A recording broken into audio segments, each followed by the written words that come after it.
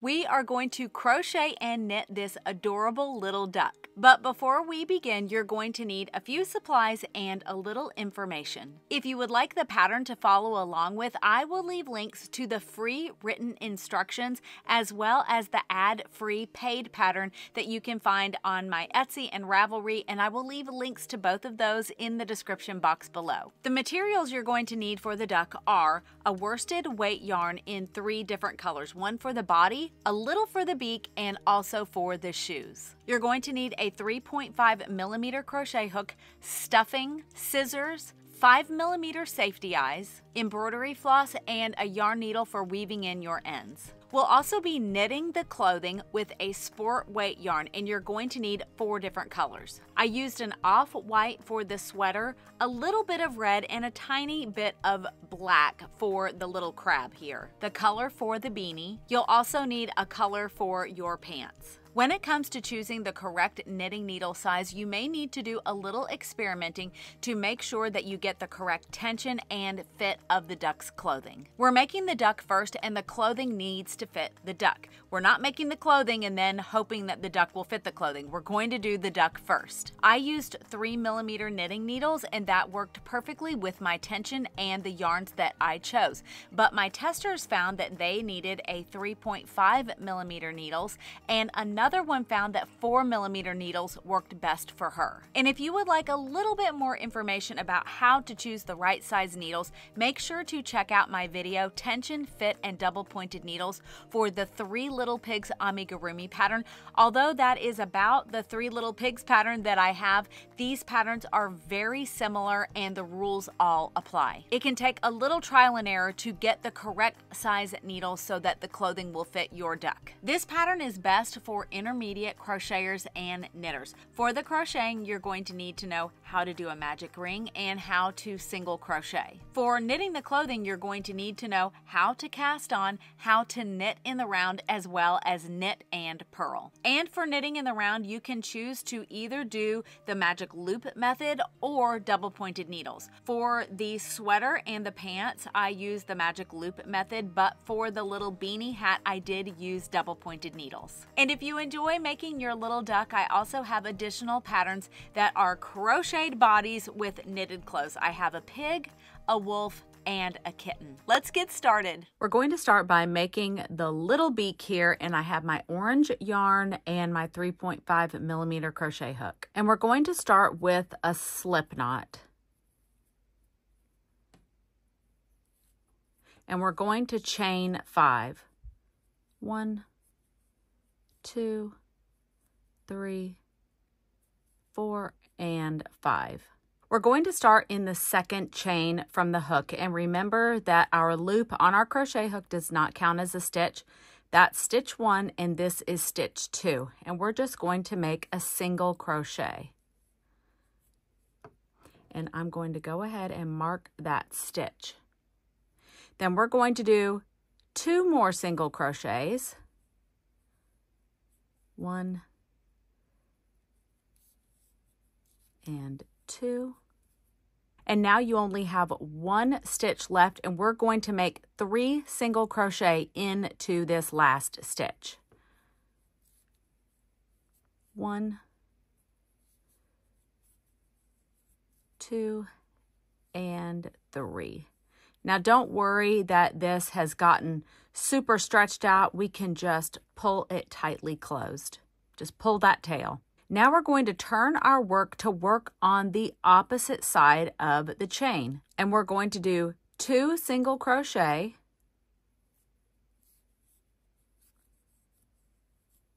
And these are the bottom loops of our original chain. And now we should have 1 stitch left, and we're going to increase. It can sometimes be hard to find that last little loop.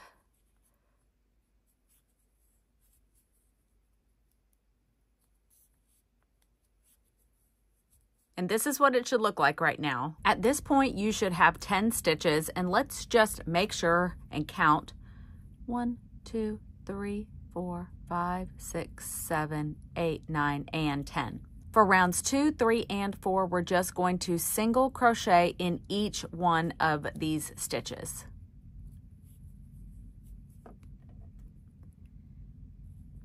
1, 2, 3, 4,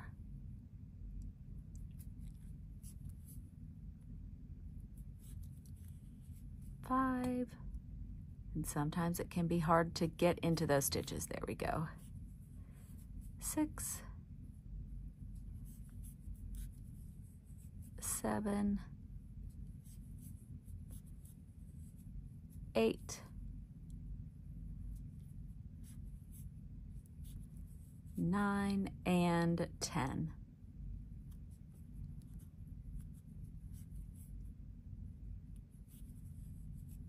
Now you're going to notice that your little beak is going to want to curl in on itself. So we're going to make sure that we're turning it right side out always. So that was round 2, and we just need to do 2 more rounds.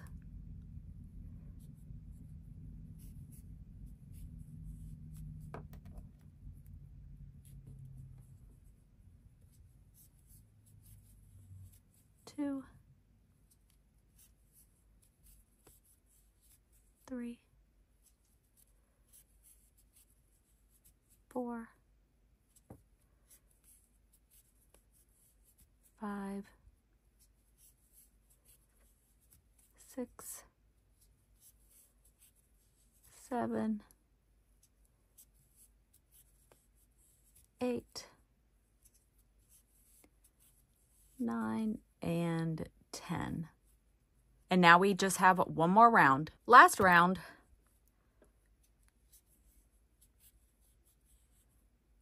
1,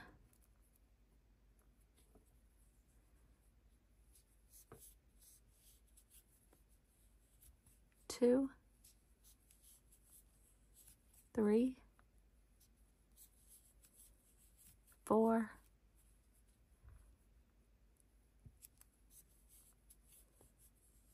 5,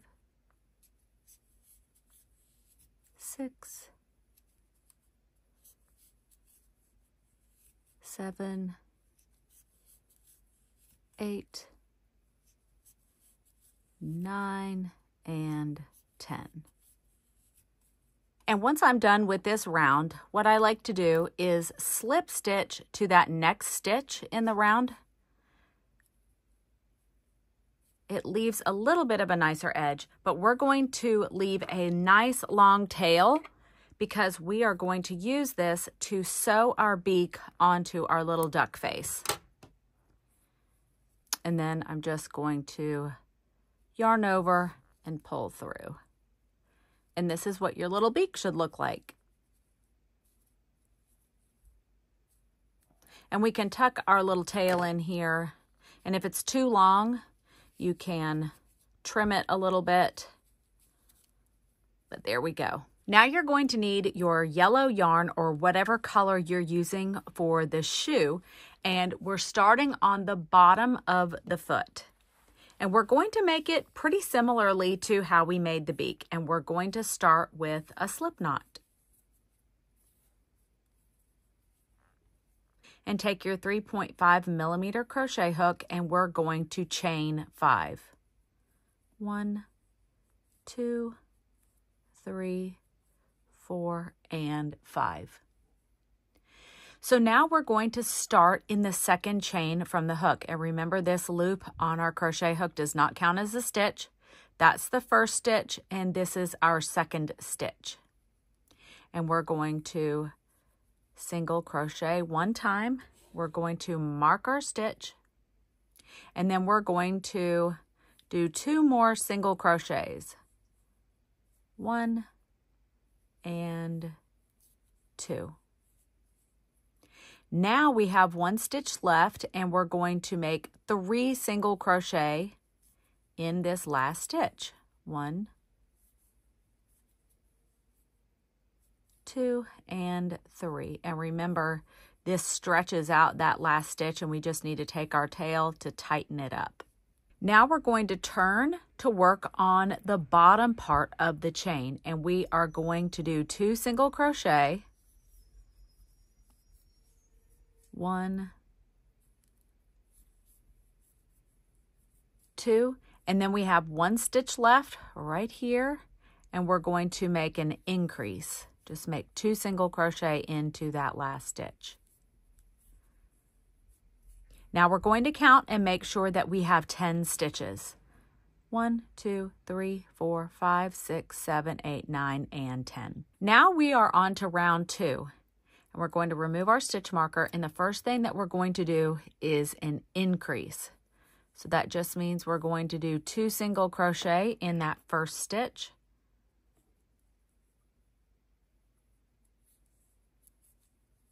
And then we're just going to do 2 normal single crochets.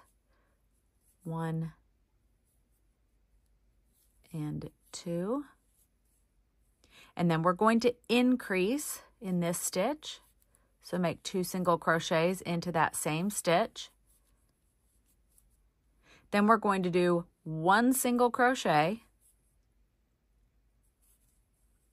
Then we're going to do another increase.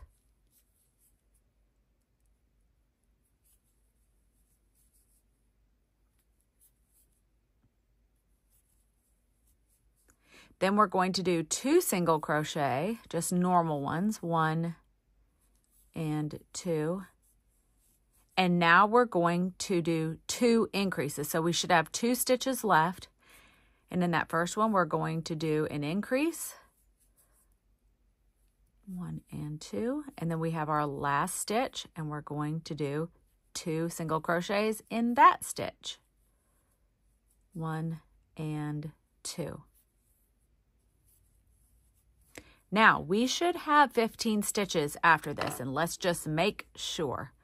1, 2, 3, 4, 5, 6, 7, 8, 9, 10, 11, 12, 13, 14, 15. And you'll see this little hole where we made those increases.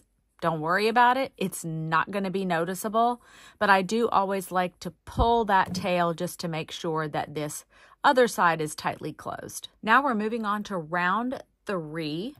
And the first thing that we're going to do is an increase in that very first stitch. But we're going to go ahead and mark that first stitch. But we're going to go right back into that stitch and make that increase. Now we're just going to do 4 single crochet, just our normal crochets. 1, 2, 3, and 4. Now we have another increase. So we're going to do 2 single crochet there. Now we're going to do 2 single crochet. 1 and 2. Now we're going to do another increase.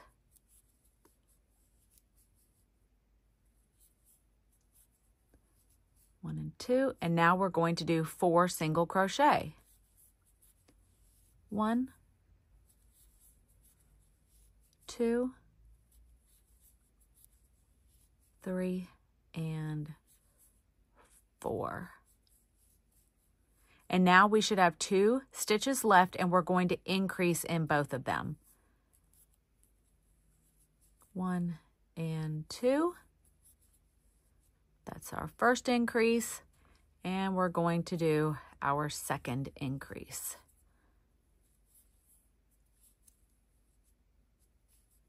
Now, after this round, we should have 20 stitches, so let's just make sure.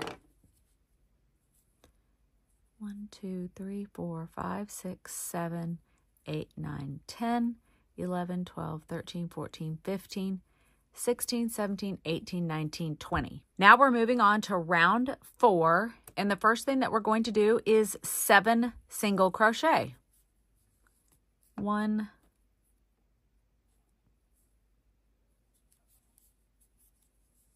2, 3, 4, 5, 6, and 7. Then we're going to do an increase. Going to make 2 single crochet in that stitch. 1 and 2. Now we're going to do 2 single crochet, 1, 2. Then we're going to increase again.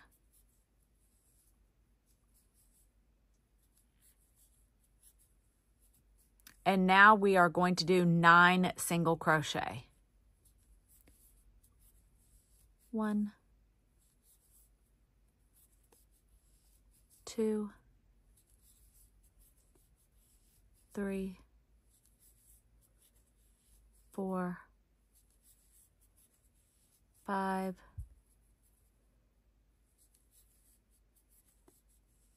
6,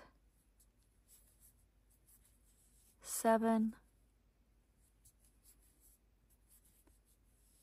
8, and 9. And after this round, you should have 22 stitches.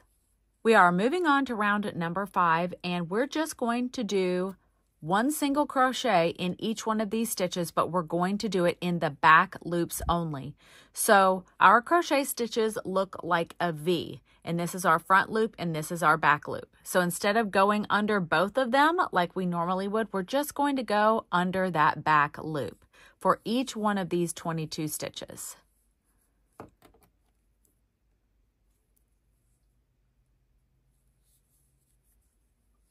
Two, 3, 4, 5, 6, 7, 8, 9, 10, 11, 12, 13, 14, 15, 16, 17, 18, 19, 20, 21, and 22.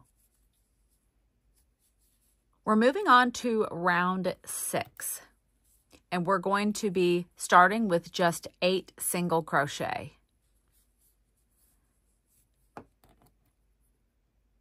1,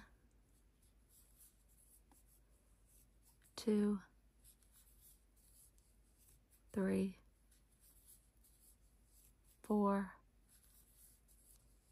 5, 6, 7, and 8.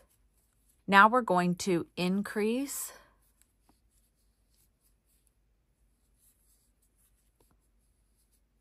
We're going to make 3 single crochet. 1, 2, 3. We're going to increase again. Increase. And then we should have 9 stitches left, and we're just going to single crochet into each one of those. 1, 2, 3, 4, 5, 6, 7, 8, and 9.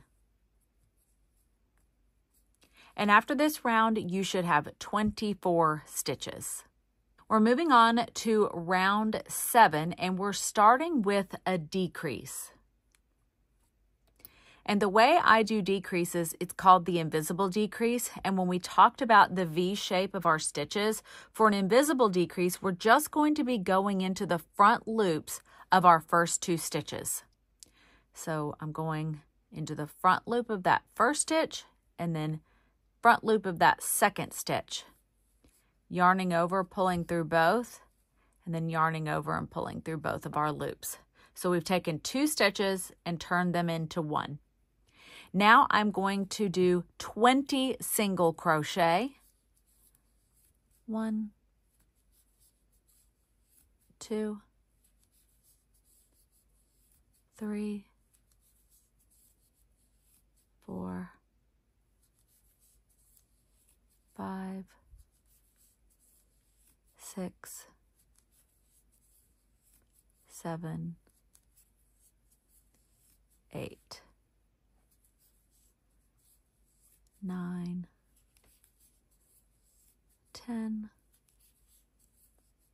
11, 12, 13, 14, 15, 16, 17, 18, 19, and 20. Now you should have 2 stitches left, and we're going to do another invisible decrease. Go under that front loop, under the second front loop, yarn over, pull through both, and then yarn over, pull through both of those loops. So now we've decreased by 2, and we should have 22 stitches now. At this point, it's starting to look like a little shoe, but the thing that I have found to be very beneficial is to put a little piece of cardboard into the bottom so that when we start stuffing, it doesn't bulge out. And the way that I do that is to just take a cereal box. I like that it's pretty slim, pretty thin cardboard. I use the shoe to just trace around the shape. It doesn't have to be perfect. And then I cut it out.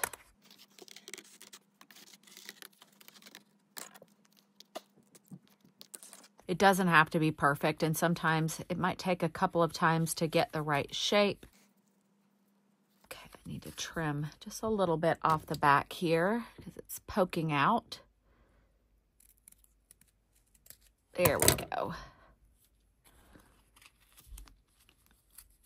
This just gives a little bit of structure to the shoe and just makes it look a lot nicer. But it's totally optional. You don't have to do this. Now we are ready for round 8, and we're going to start with 7 single crochet.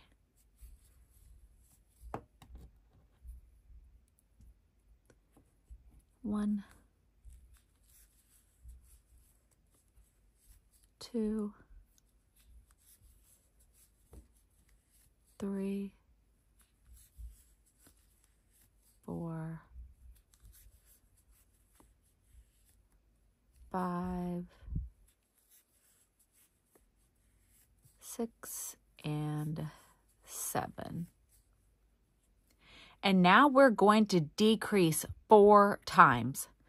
So we're going to do those invisible decreases going into the front loops.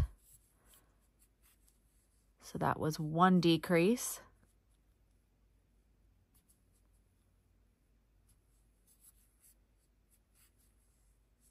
Two decrease.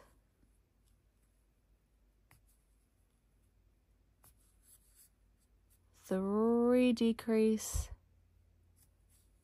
And then the 4th decrease.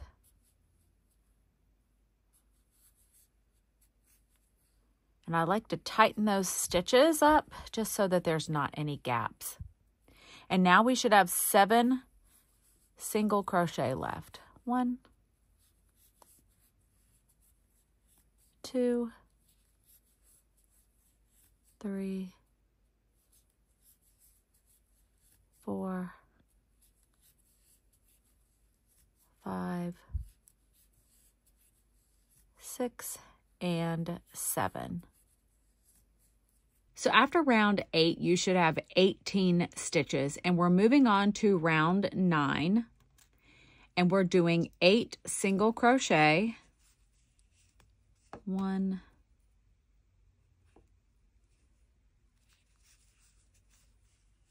2, 3, 4, 5, 6, 7, and 8. Now we're going to decrease twice. I'm going to go into those front loops of the first 2 stitches. Then I'm going to go through the front loops of the next 2 stitches. And then we are going to single crochet 6 times. 1, 2, 3, 4, 5, and 6. So after round 9, you should have 16 stitches, and we're moving on to round 10. We're going to do 7 single crochet. 1, 2, 3, 4, 5, 6, and 7. Now we're going to do 3 single crochet together. We'll go through the first front loops of the next 2 stitches, yarn over, pull up, and instead of yarning over, we're going to go into the front loop of that next stitch and pull through all 3. Then we should have 6 stitches left. 1, 2, 3, 4, 5, and 6. And after this round, you should have 14 stitches. We are ready to start round 11, which is the last round of our shoe. And we're actually going to start with a decrease.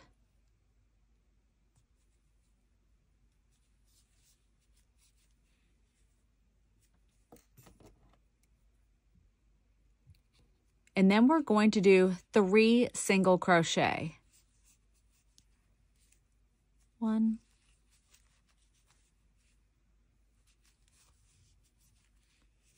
2,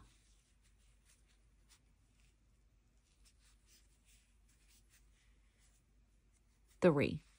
Now we're going to do 2 decreases. So we'll go into those front loops to do our invisible decrease.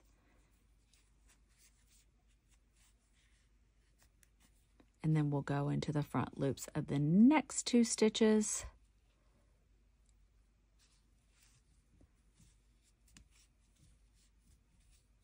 And now we should have 5 single crochets left. 1, 2,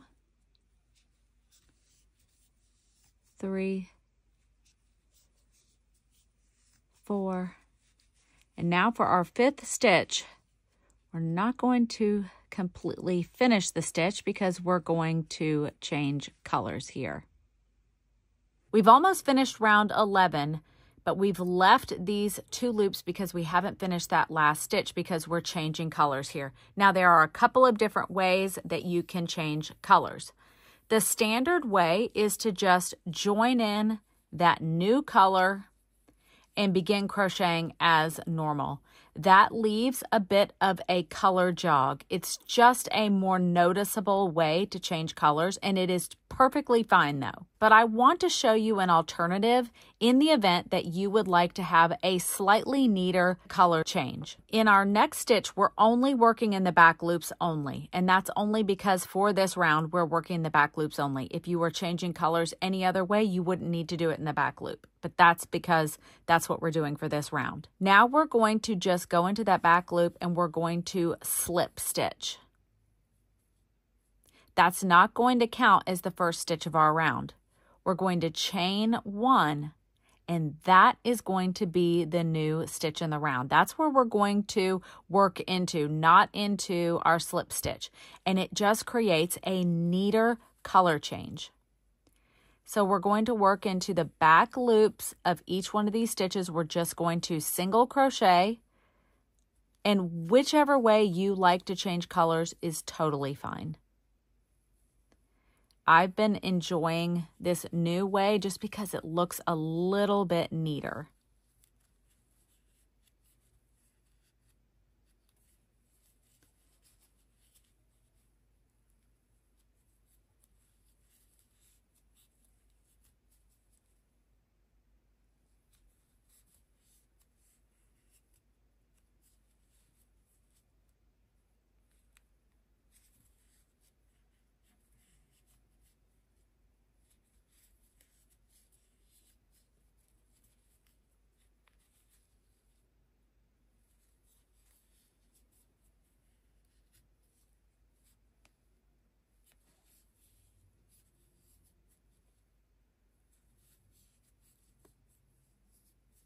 Now, I'm going to show you what I like to do before we move on to our next round. I'm going to take the yellow and I'm going to go ahead and trim it because we're not going to be using any more of it. But I'm going to take my yellow tail and the new color, the white color tail, and I'm going to knot them because this will keep that color change area nice and tight, and it won't come loose at all. And now is a perfect time to go ahead and stuff the shoe. We want to go ahead and start stuffing that area. And it's okay if your cardboard moved around a little bit. You can just move it back into place.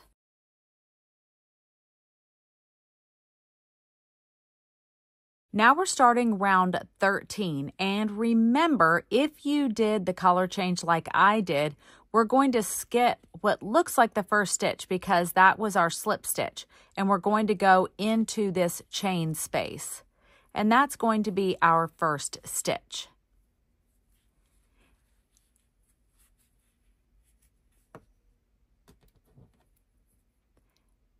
And we're just going to single crochet all the way around all 11 stitches. And you're going to do that for rounds 13 through 30.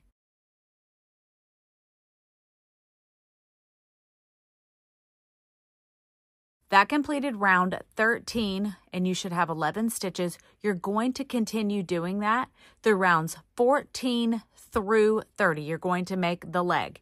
Once you're done with that, meet me back and we're going to fasten off the leg. Your leg should look something like this after round 30, and this is how I like to finish off my little pieces. I like to slip stitch to the next stitch in the round.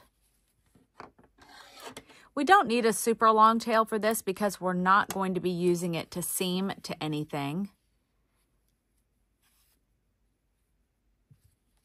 Now go ahead and make your second leg exactly the way that you did the first, but stop after round 29 and I will show you how we're going to finish. So do not bind off your second leg because we are going to be joining them and you're not going to bind it off. So just go through round 29.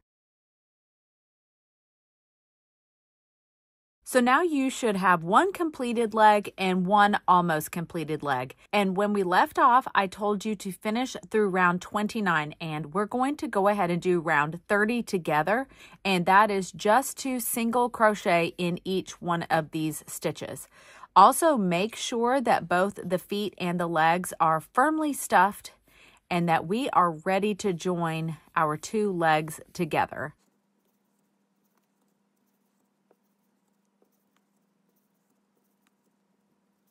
Now we're on to round 31, and this is when we are going to join our legs together. What we're going to do now is we're just going to single crochet 3 times. 1,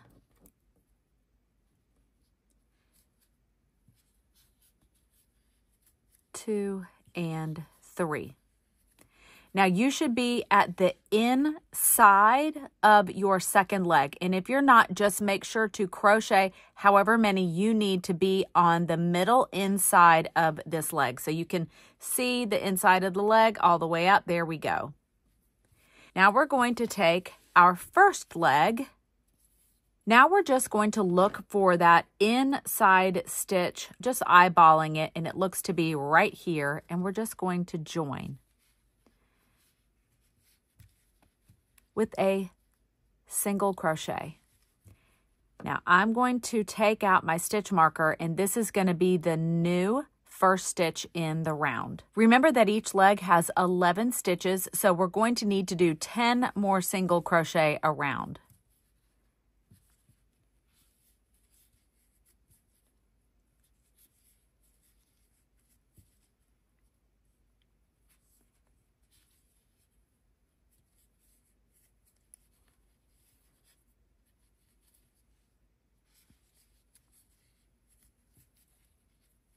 It's always awkward going over that fastened stitch.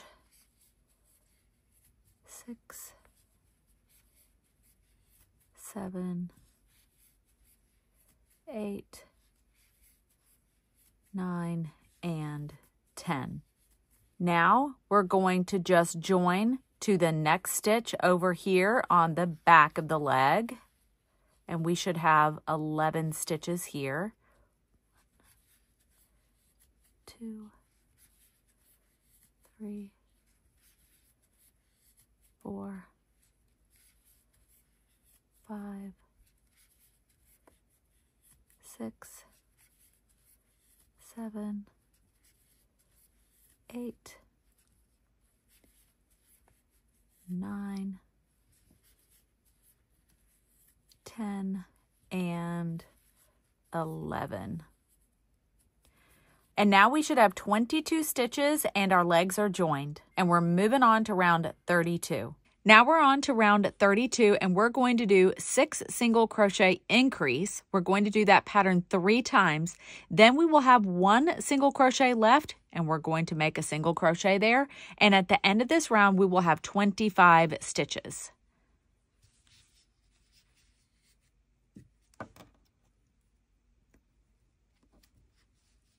One, 2, 3, 4, 5, 6, and we're going to increase.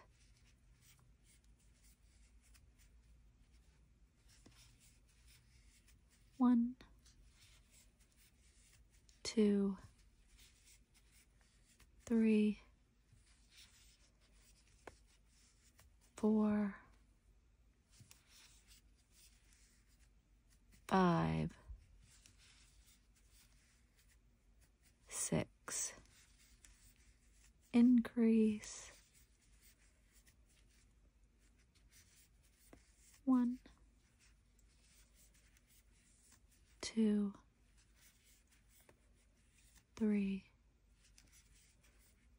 4, 5, 6,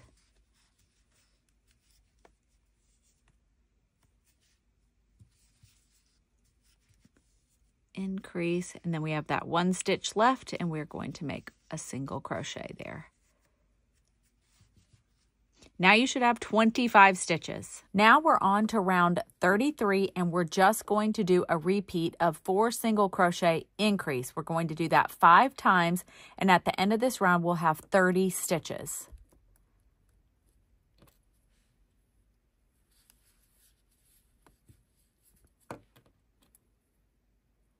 One, 2, 3, and 4, increase.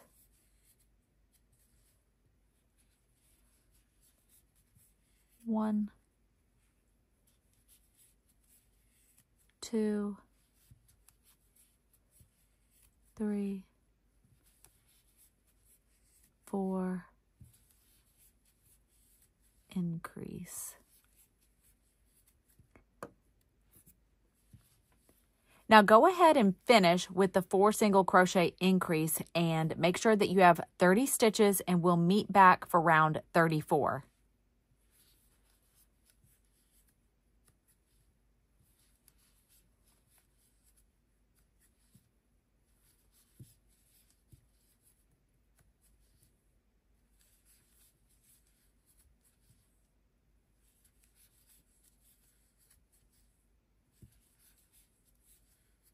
Now we're on to round 34. We're going to do 5 single crochet increase, and we're going to do that 5 times, and that will leave us with 35 stitches in this round.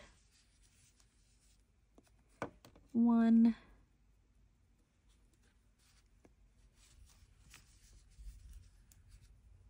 2, 3, 4, 5, increase. I'll do one more with you. 1, 2, 3, 4, 5, increase.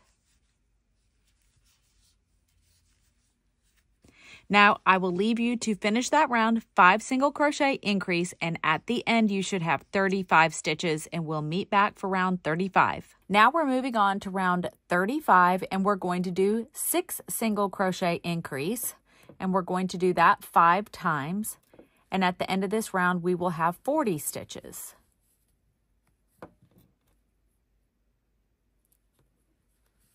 1, 2, 3, 4, 5, and 6, and increase.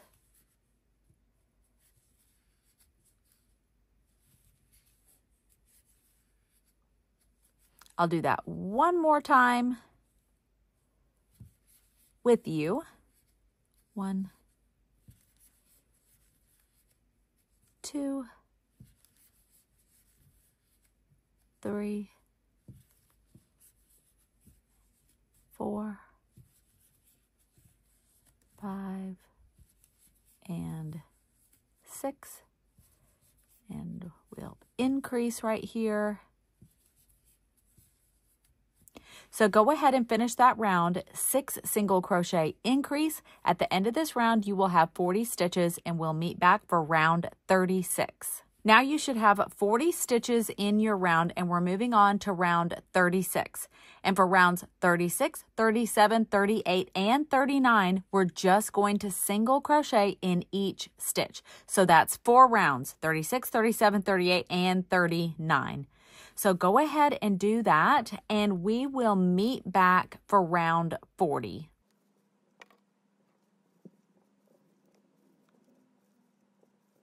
So this is what your little duck should be looking like now, and we're starting round 40. And this is where we're going to start decreasing into the body, where we're working up towards the neck. So we're going to do 6 single crochet, and then we're going to decrease, and we're going to repeat that 5 times.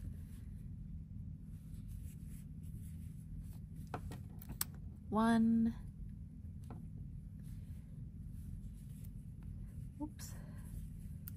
2, 3, 4, 5, 6. And now we're going to decrease, and we're going to do that invisible decrease where I'm just going into the front loops of the next 2 stitches, and then single crocheting as normal.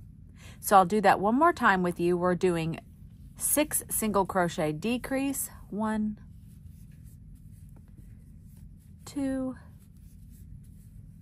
3, 4, 5, 6, and decrease.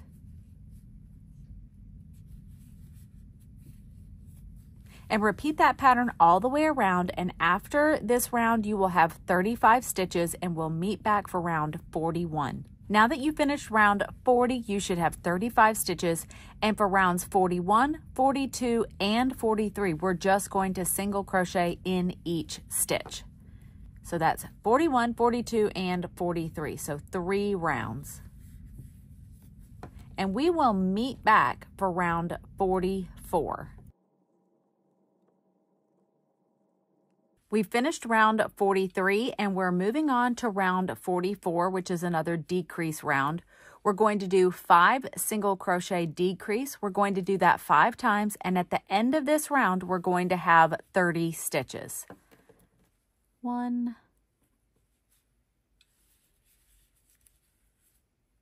2, 3, 4, 5, and then I'm doing that invisible decrease in the front loops.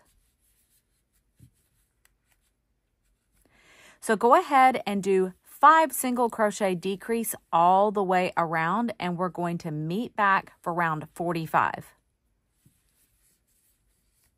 2, 3, 4, 5, decrease. We just finished round 44 and we're moving on to rounds 45, 46, and 47. And all we're going to do is single crochet in each one of those rounds. So we're going to do 45, 46, and 47, all single crocheting in all 30 stitches in this round. So go ahead and do all 3 of those rounds and we will meet back for round 48.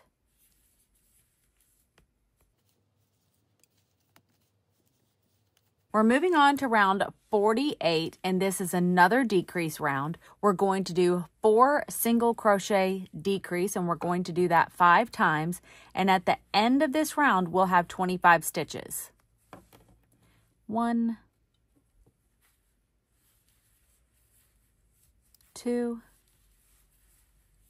3, and 4.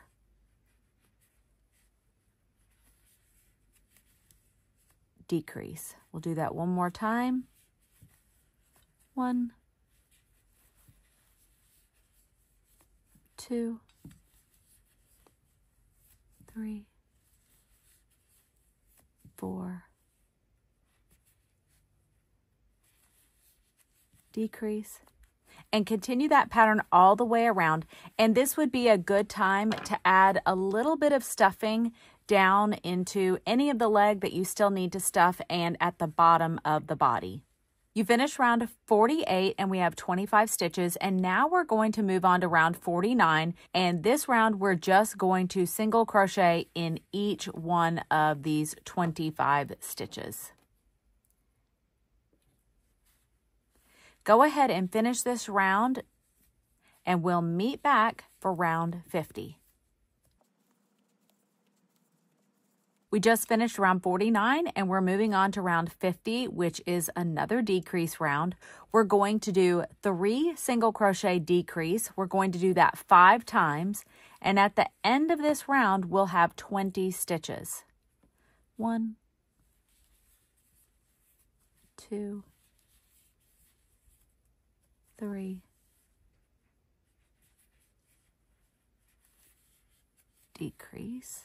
Do that one more time together. 1, 2, 3, decrease. Finish that pattern and we'll meet back for round 51. For round 51, we're just going to single crochet in each one of our 20 stitches.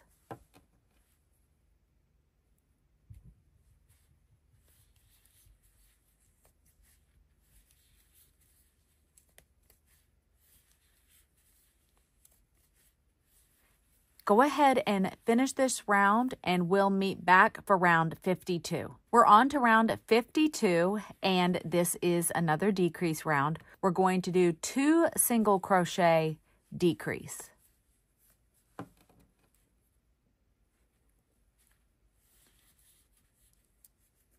Two.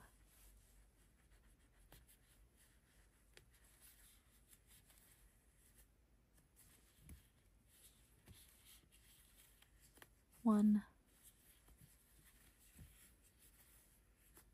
2, decrease. Go ahead and finish that pattern 2 single crochet decrease all the way around, and we're going to have 15 stitches left. And this is the point where you want to go ahead and get your body stuffed.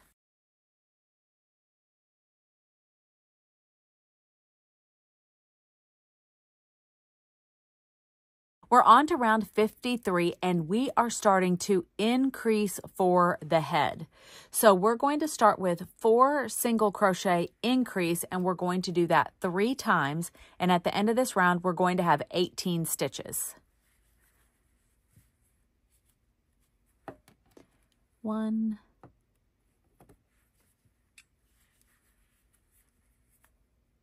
2, 3, 4, and we're just going to increase by making 2 single crochet in that space. And we're going to continue 4 single crochet increase all the way around, and we'll meet back for round 54. For round 54, we're going to do 5 single crochet increase, and we're going to do that 3 times, and at the end of this round, we'll have 21 stitches. 1, 2, 3, 4, 5, 6,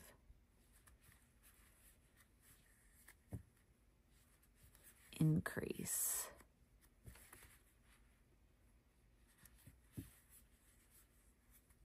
1, 2, 3, 4, 5, increase. So go ahead and finish round 54 and we'll meet back for round 55. Now we're ready for round 55 and we are going to be doing 6 single crochet increase.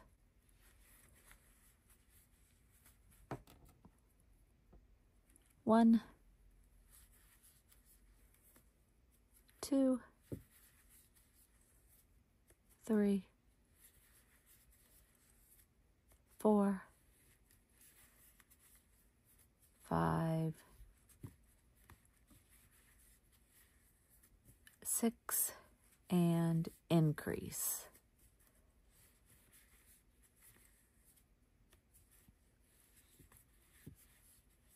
1, 2, 3, 4, 5, 6, increase.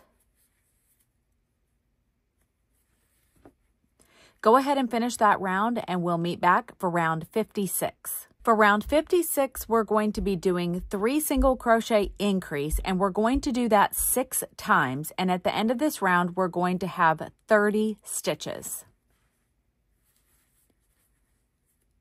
1,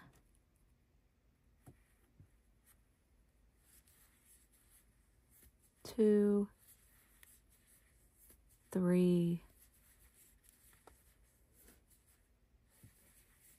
increase, 1, 2, 3, increase. Finish that pattern to finish round 56 and we'll meet back for round 57. Now we're on to round 57 and we're going to do 4 single crochet, increase, and we're going to do that 6 times, and at the end of this round we will have 36 stitches. 1, 2, 3, 4, increase, 1, 2, 3, 4, increase. Finish that pattern and we'll meet back for round 58. We are ready for round 58 and we're going to do 5 single crochet, increase, and we're going to do that 6 times. And at the end of this round, we will have 42 stitches. 1, 2, 3, 4, 5, increase.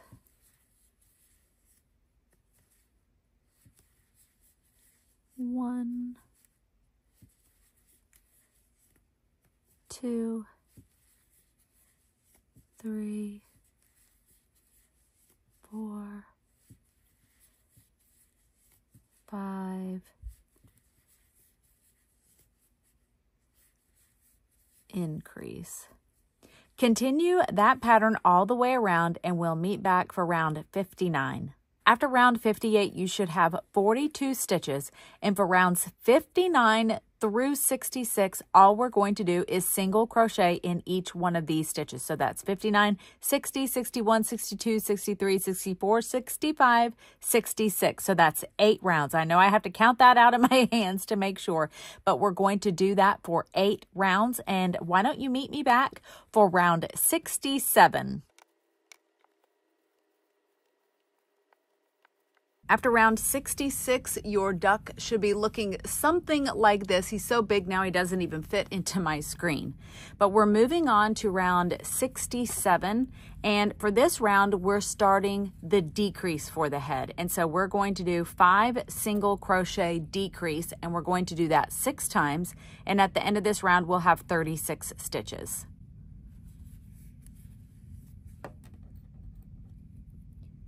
1, 2, 3, 4, 5, and we'll do that invisible decrease in the front loops. 1,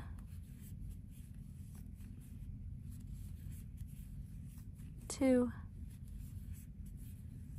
3, 4, 5, and decrease.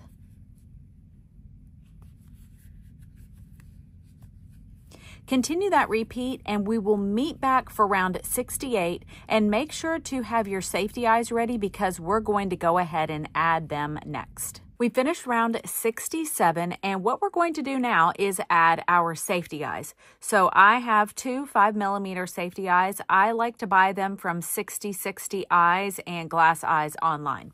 And the way I add my eyes is I'm going to turn my little duck upside down. So we just finished round 67, and I'm counting this edge as 67. Then I find the line below 66, 65, 64, 63, 62. Now I'm eyeballing the center of that stitch right here. And I'm going to move over 1, 2 stitches because I want to add my eyes 4 stitches apart. Now I'm just going to go ahead, add the eye right to that spot, and I can still move it around if I need to. See, I've added it right into the center. He looks a bit like a cyclops right now, so I definitely am going to need to move that over. That actually made me kind of laugh a little bit there. Okay, so I want these approximately 4 stitches apart. 1, 2, 3, 4. And I'm not going to add the backs until I am 100% certain that I like where my eyes are. Okay, so that looks a little bit too close for me. I probably put it in 1 too close, 1 stitch too close here. Okay, so 67, 66, 65, 64, 63, 62. Okay, I'm in the spot that I like. I've got 1, 2, I really only have 3 stitches between, but if you count that stitch and that, it's actually 4. And I'm going to look at my previous duck and see how many stitches are between. 1, 2, 3. Okay, so there's 4 stitches between his eyes right here. So I need to adjust this so that it's not too close. And let me make sure this is still centered now and it's not off to the side. Okay, yeah, that does look better. So I do have 1, 2, 3, 4 stitches in between. And they look pretty centered here. If I try to go to the middle. Yeah, I do think that this looks good, and I'm going to go ahead and add them.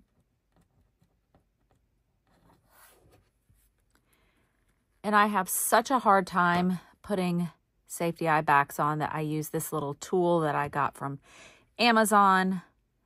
I will leave a link for it in the description box below because it really has helped me tremendously to be able to put on safety eye backs. And it's only, I think I paid $12 for it. There we go. All right. Now it's starting to look like a real duck. Well, a little bit. And we're going to go ahead and move on to round 68. So for round 68, we're going to do 4 single crochet decrease. We're going to do that 6 times, and we're going to end up with 30 stitches. 1,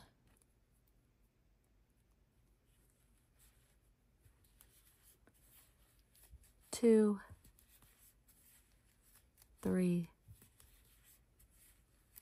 4, decrease. I'll do that one more time together. 1, 2, 3, 4, and decrease. And go ahead and finish that repeat all the way around. You will have 30 stitches at the end of this round, and we'll meet back for round 69. We're on to round 69, and we're going to do 3 single crochet decrease. We're going to do that 6 times, and we will end up with 24 stitches.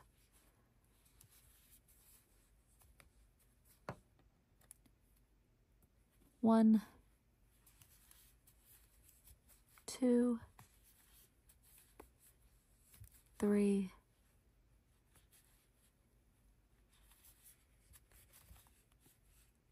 decrease. 1, 2, 3, decrease. So repeat that pattern all the way around and we'll meet back for round 70. This is the best time to go ahead and stuff the neck area and the base of the head. It makes things so much easier. But now we're going to go ahead and do round 70. It's another decrease, and we're going to do 2 single crochet decrease. And at the end of this round, we will have 18 stitches. 1,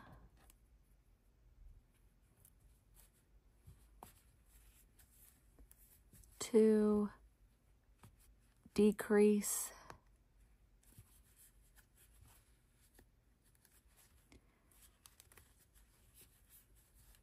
1, 2, decrease. Continue that pattern all the way around and we will meet back for round 71. For round 71, we're going to do 1 single crochet decrease, and we're going to repeat that all the way around. And we're going from 18 stitches all the way down to 12.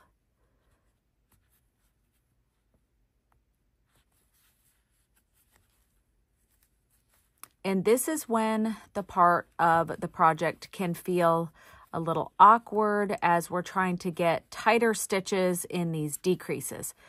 Just to remember, we're going to knit a little hat. So if you feel like that these stitches don't look super good, don't worry about it.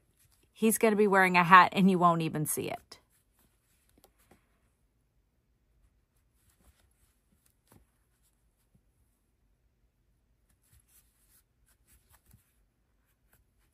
Now, after this round, you're going to want to stuff the head all the way. Go ahead and stuff it the way that you like, because the next round, 72, we are going to be decreasing all the way around. Your duck's head should be stuffed really well, and we are going to go ahead and we're going to decrease all the way around so that we will be left with 6 stitches. This is always the trickiest round, because it's hard to do these decreases, especially when the head is well stuffed. But if we don't stuff it now, it will be even more challenging to stuff it when we only have an opening of 6 stitches. So we're going to just go ahead and decrease. And I tried to pull just a little bit so that my tension is a little bit tighter.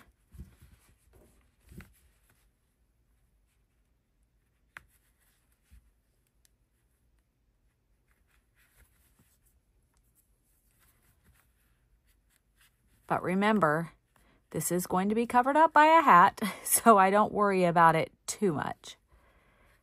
It can also be tough not to grab some of that stuffing as well. There we go.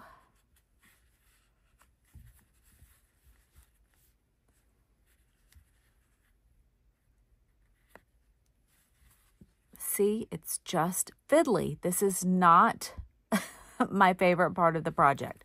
But once it's done, we can move on to other fun things.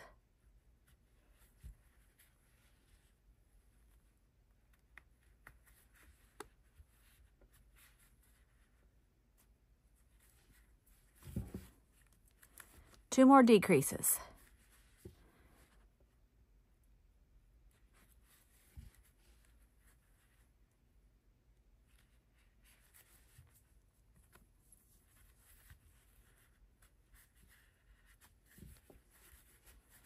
Last decrease.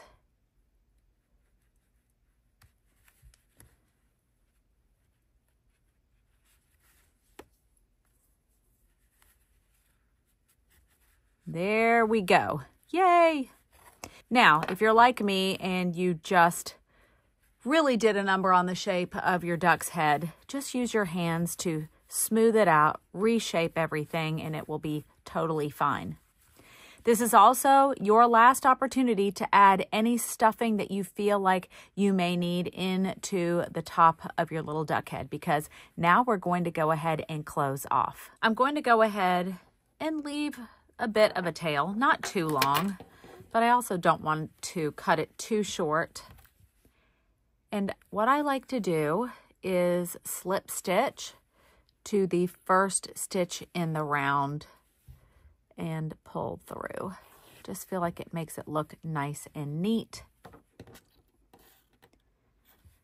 And now we're going to take our tail and weave it through the front loops of our 6 remaining stitches.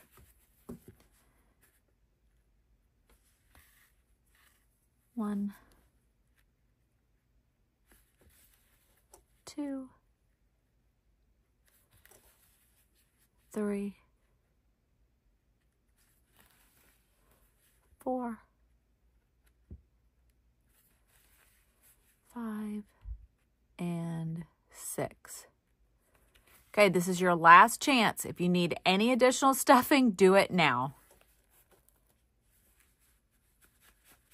Now, I like to go right down into the center here and take it to the back. And there, look at that. You can't even see where it was. I love it. Now I'm going to just go over 1 stitch and make sure not to pull too much that it pulls the part of the head in, that there's no indentation. Okay, that's good. Now I'm going to trim that, and we are going to move on to adding our little beak. Go ahead and get the beak that we made from the beginning of the project. Now, this is going to sit right below his eyes, and I usually find that it helps just to pin it. Even though this is a really small piece, I still like to have it pinned. That way I can just see and make sure that I like where it is before I start to sew it on. Looks pretty good. I like to have my tail towards the right side, and that's because I'm right-handed, but it really doesn't matter where you start. Now, the way I like to add pieces on, little body parts on, is I'm going to go down into the duck face directly below where my yarn is. I like to see, where is my yarn? It is actually going this direction. So I'm going to go down. I'm going across 1 stitch.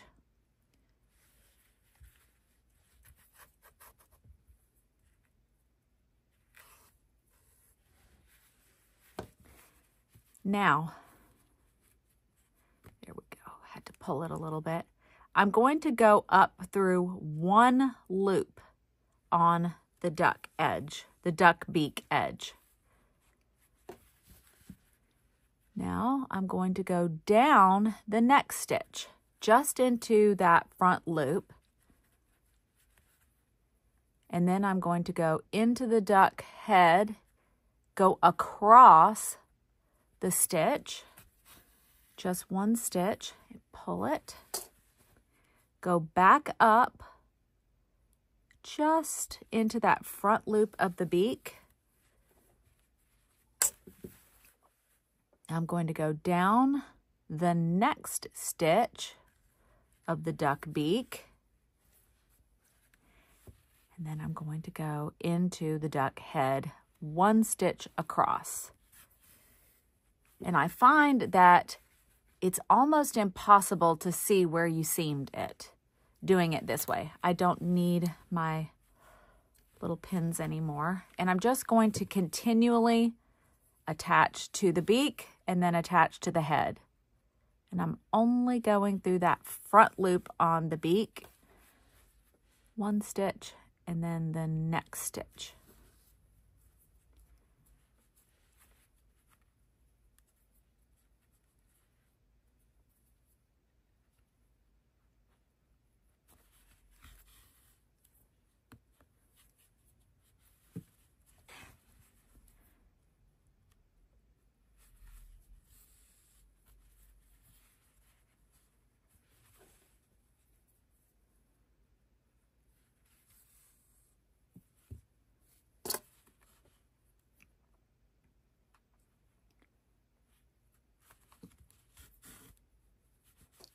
There we go. And if I was giving this to a small child, I would probably go back around one more time just to make it completely secure. But this really isn't going anywhere. I'm going to go back up one last time. This is exactly where we started. I want to make sure I've gone all the way around.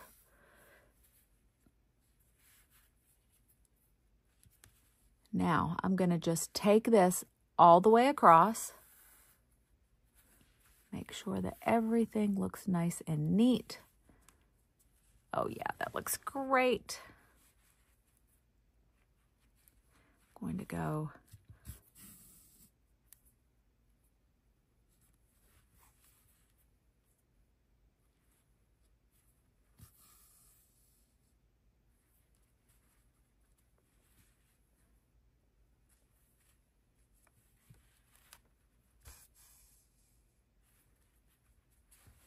and now I'm going to fasten off here. He's looking so cute. Now we're going to go on and make the arm. All right, we are going to move on to making the arms for our duck, and we're going to start with a magic ring. And we're going to make 5 single crochet in that magic ring.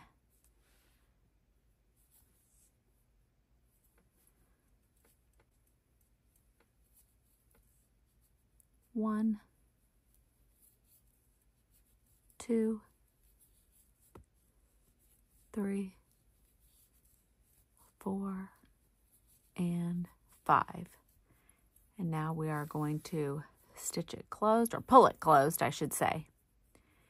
Now, what we're going to do for round 1 is we're going to do 1 single crochet, increase, and we're going to repeat that 1 single crochet, increase, but then we're going to have 1 last stitch, and we're just going to single crochet in that last stitch.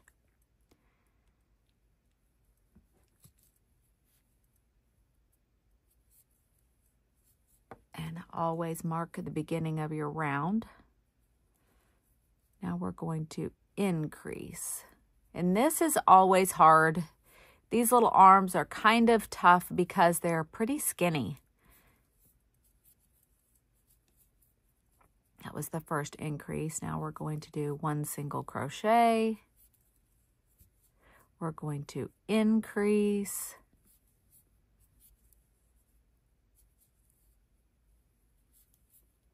And we should have 1 stitch left.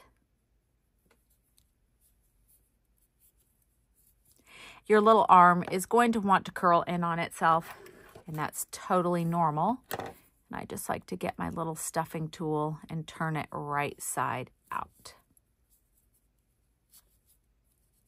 For round 2, we're just going to single crochet in each one of the 7 stitches. 1,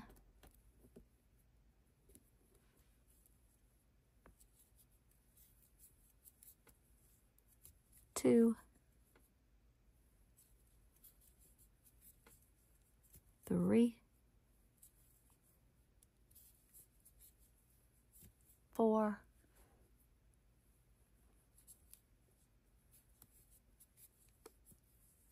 5,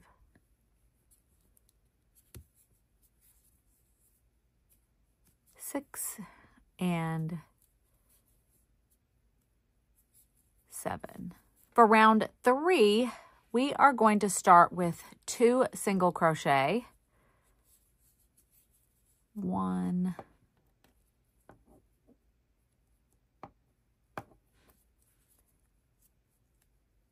and 2. And now we're going to create the thumb, and this is a 3 double crochet bobble. So we're going to start like we're making a double crochet. Go right into that next stitch, pull up. We have 3 loops on your hook, and we're just going to pull through 2. We're going to yarn over, go back into that stitch, pull up a loop. We should have 4 stitches on our hook, yarn over, and only pull through 2. We're going to do that one more time, yarn over, go back into that stitch, yarn over, pull up. You should have 1, 2, 3, 4, 5 loops, yarn over, pull through 2, and you have 4 loops on your hook, yarn over and pull through all 4. And we've created our little thumb.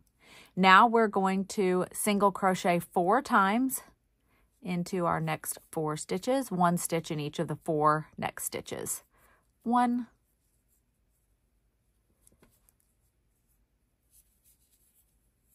2, 3, and 4. One thing that you might need to do, if your thumb isn't poking out, sometimes they don't, just get your little stuffing tool and you can just push it out.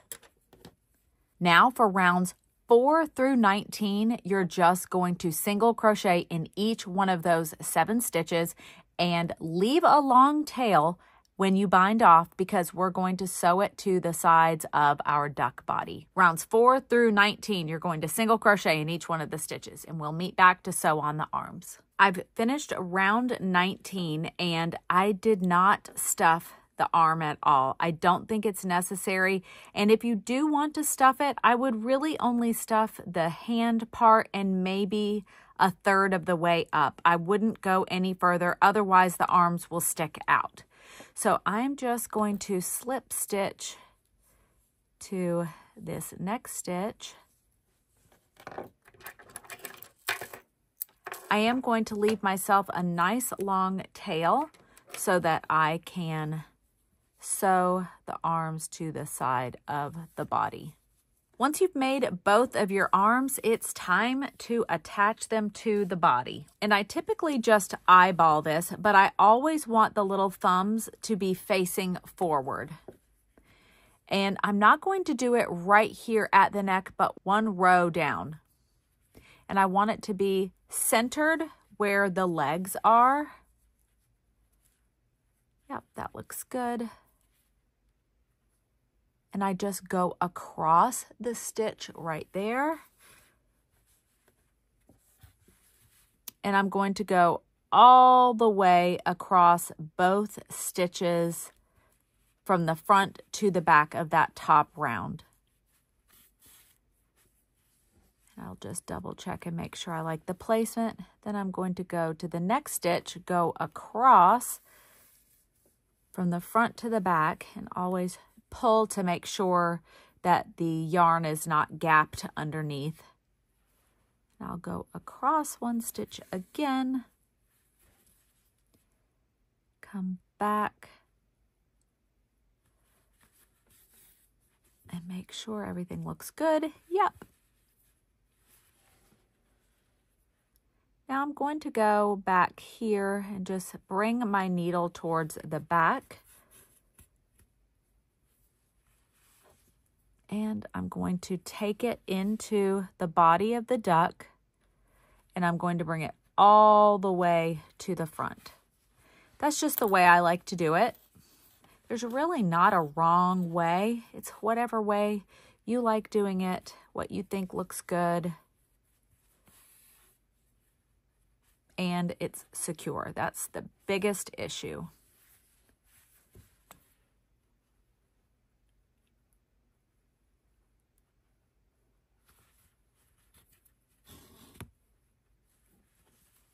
Okay, I think that looks great. Again, if I was very concerned about this being super secure for, say, a very young child, I might go ahead and go back and forth a couple of times just to make sure. But since this really just sits in my craft room and looks cute, or I may give it to an older child, I don't need to worry quite as much. Bring it down into the bottom of the arm.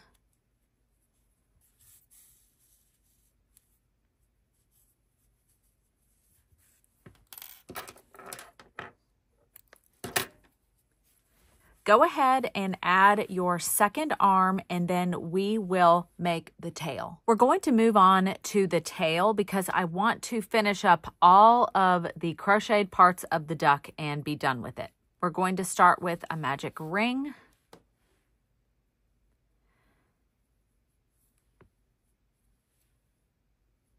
and we're going to do 5 single crochet in the magic ring.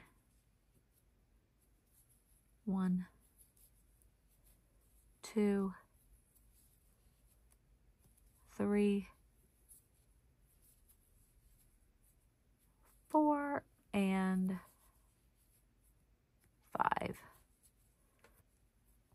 I will close that magic ring. For round 1, we're going to do 1 single crochet increase. We're going to repeat that one more time, and then we're going to be left with 1 single crochet.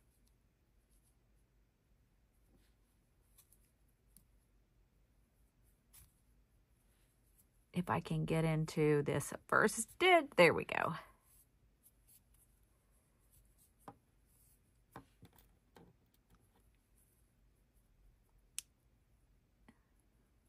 One, and then we're going to increase.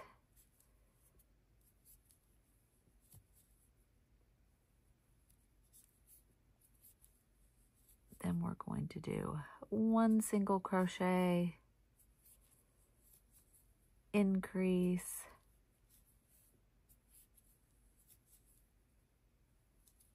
and then we have 1 single crochet left.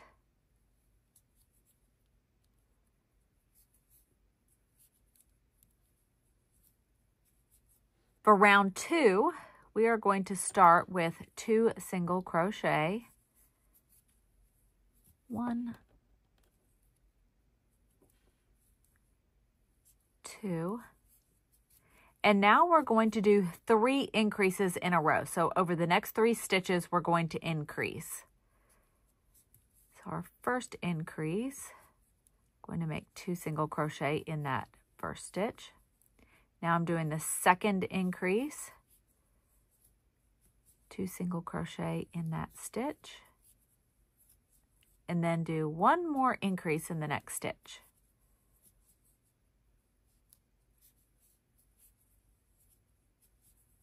And then I should have 2 stitches left.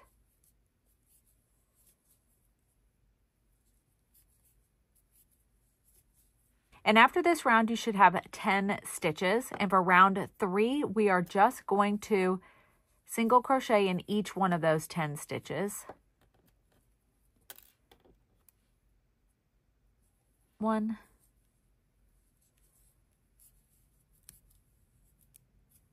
2, 3,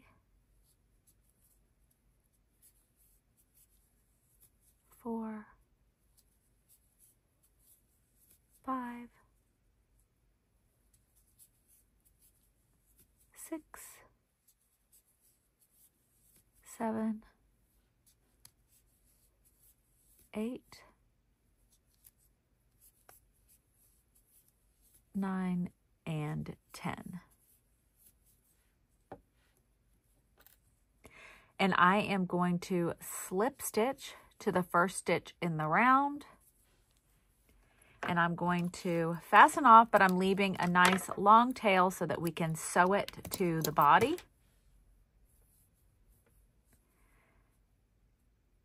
And fasten off. We're not going to add the tail to our duck quite yet because we're going to first knit our pants. And we're going to create a hole right here, and this hole is going to be the guide for where we're going to place the tail. We are moving on to knitting the sweater for our little duck. Now, I talked about it a little bit at the beginning of the video, but it can take some trial and error to find the correct knitting needle size because we're knitting the sweater to fit the duck. We're not crocheting the duck to fit the sweater, if that makes sense. Based on my personal attention and the yarns that I'm using, I have found that a 3mm knitting needle works the best for knitting the little sweater. Now, my testers discovered that using a 3mm needle was too small, so they needed to go up to a 3.5mm needle, and one of them actually needed to go up to a 4mm needle. So this can be a little bit of trial and error, and that is normal. We're going to be using the long tail cast on, and I like to have a tail of 8 or 9 inches or so. And then I'm going to take my yarn and I'm going to wrap it around 32 times because we are going to be casting on 32 stitches. 1, 2, 3, 4, 5, 6, 7, 8, 9, 10, 11, 12, 13, 14, 15, 16, 17, 18, 19, 20, 21, 22, 23, 24, 25, 26, 27, 28, 29, 30, 31, 32. This is an approximation of where I am going to start and add my slip knot here. And you can use the magic loop like I'm doing, or you could use double pointed needles, whichever one you're more comfortable with. And I'm using the long tail cast on, but any stretchy cast on is going to be fine. And we're working from the top of the sweater down. So we have 2, 3, 4, 5, 6. Now I want you to go ahead and complete casting on 32 stitches. I actually cast on 1 additional stitch so that I can join in the round, and I will show you how I'm going to do that. So I'm actually casting on 33, but if you have another way that you like to join, we're going to be working over 32 stitches.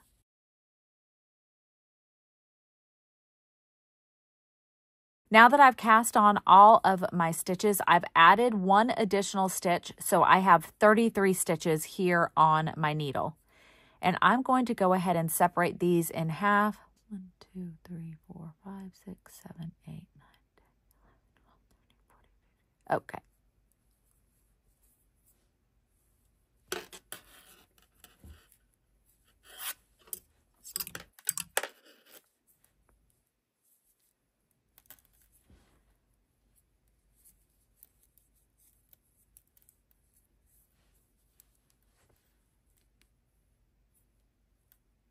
And just make sure that none of your stitches are twisted. So for this, I have my working yarn is over here to the right. And I'm going to take the last stitch on my left needle and I'm going to place it over my right needle. Now I'm going to take my last stitch, which is right here. And I just use my hands for this, and I'm going to take it over, tighten up both of my tail and my working yarn, and now we are joined in the round. I'll bring my tail in. Nope, that's not my tail. I'll take my tail and bring it to the inside of my work. So now we are joined and we're ready to start knitting. So for rounds 1, 2, and 3, all we're going to do is knit 1, purl 1. So we're just doing a knit 1, purl 1 rib.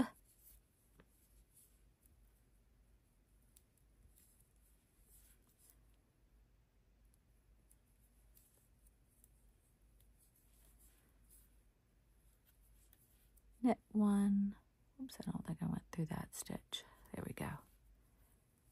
Knit 1. Purl 1,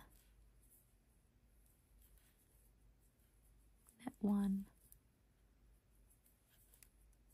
purl 1,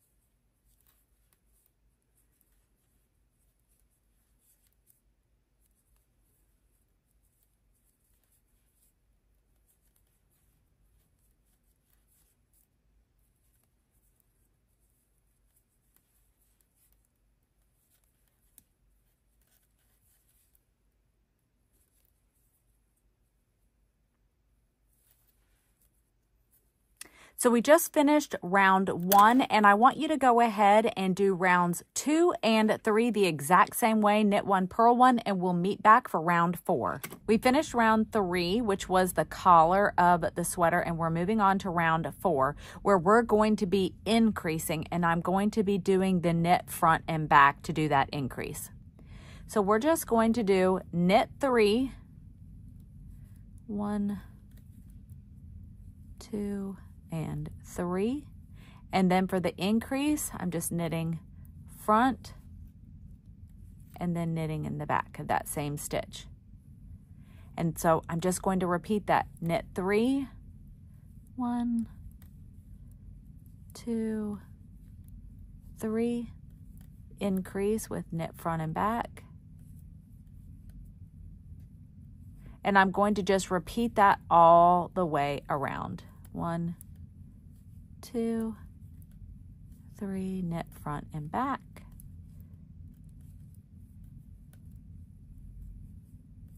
1, 2, 3,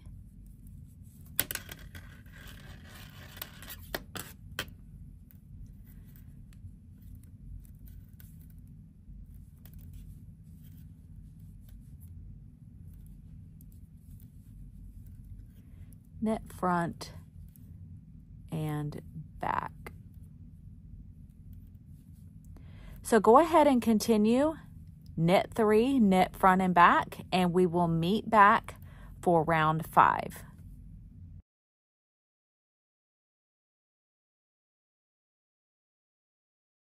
And at the end of this round, you should have 40 stitches. We are moving on to round 5, and for this round, you're going to need some way to mark your stitches. I just have these little stitch markers, but you could also use a scrap piece of yarn, anything that you have. So we're going to start by knitting 14. We're not going to be increasing at all in this round. 1, 2, 3, 4, 5, 6, 7, 8, 9, 10, 11, 12, 13, and 14. I'm going to add one of my little stitch markers here. Now we're going to knit 6. 1, 2, 3,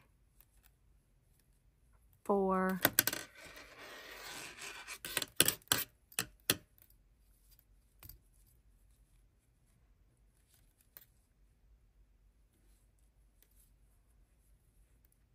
5, and 6.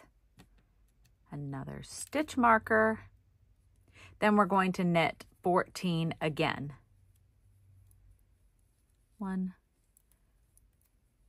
2, 3, 4, 5, 6, 7, 8, 9, 10, 11, 12, 13, and 14.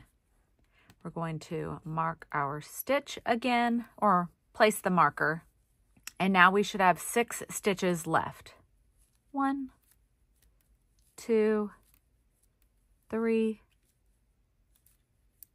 4, 5, and 6. We're ready for round 6, and this is an increase round, and our very first stitch is going to be an increase. We're going to knit front and back.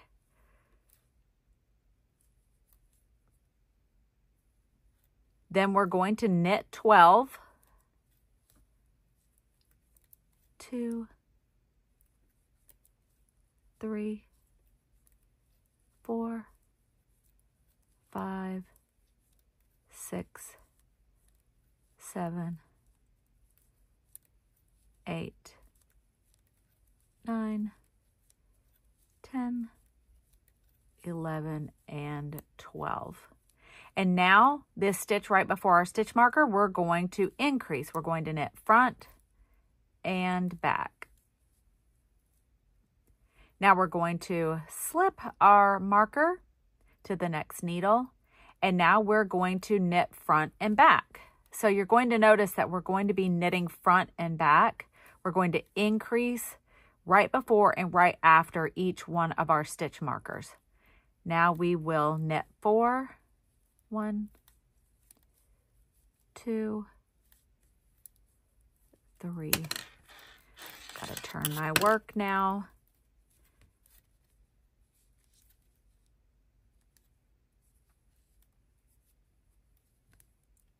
4, and here's our last stitch right before our stitch marker, and I'm going to knit front and back to increase. Slip that marker onto the next needle or onto the right hand needle. Now we're going to increase again, knit front and back. We're going to knit 12. 1, 2, 3, 4, 5, 6, 7, 8, 9, 10, 11, and 12. And now we have 1 stitch left before the stitch marker, so we're going to increase. Slip our marker, and we are going to increase again, knit front and back, knit 4, 1, 2, 3, 4, knit front and back.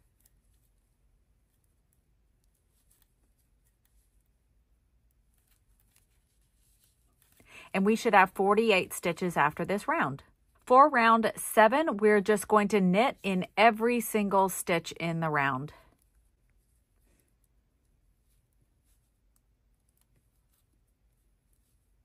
No increasing, decreasing, nothing like that. We're just knitting, which is always nice.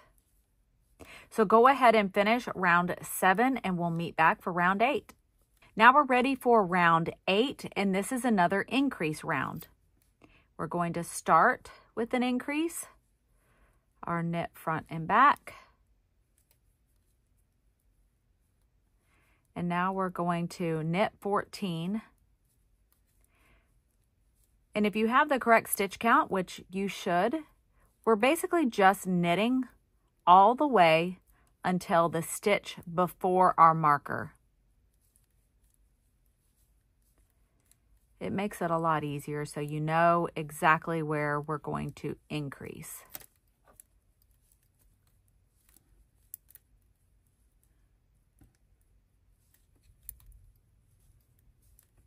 Okay, here's my stitch right before the stitch marker. I'm going to increase, knit front and back, slip my marker, and now I'm going to knit front and back again.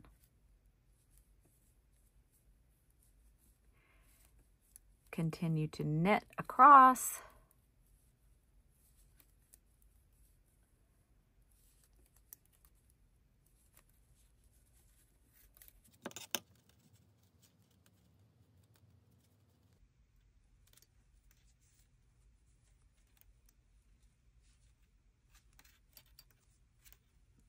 Now we're going to increase again, knit front and back, slip the marker, knit front and back, knit to the next marker,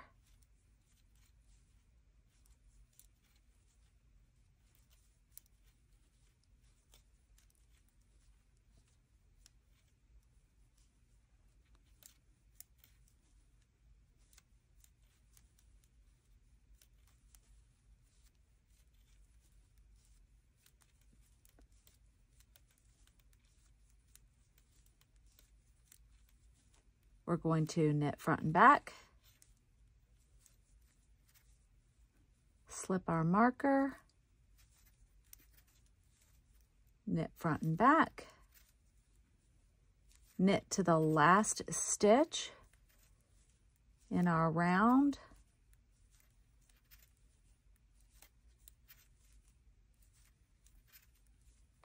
and I'm going to knit front and back. And after this round, you should have 56 stitches. For round 9, we are just going to knit all the way around.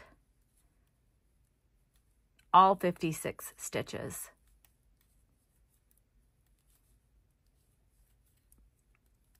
And when you're done, let's meet back for round 10. For round 10, we're going to start separating the sleeves from the body, and you're going to need some way to be able to place the sleeve stitches on a holder. That could be a scrap piece of yarn. I like these from Clover, but we're going to set that aside for a second. And the first thing that we're going to do is knit 18. 1, 2, 3, 4, 5, 6, 7, 8, 9, 10, 11, 12, 13, 14, 15, 16, 17, and 18. So that should be right up to your marker. You can go ahead and take the marker off.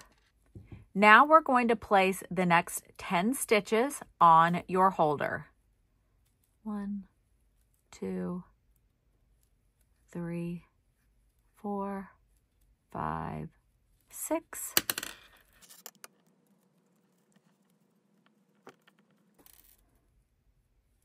7, 8, 9, and 10.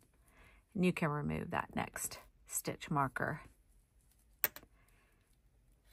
Make sure your stitches don't fall off your needle. That is not fun when that happens. Okay, so I'm going to close this up.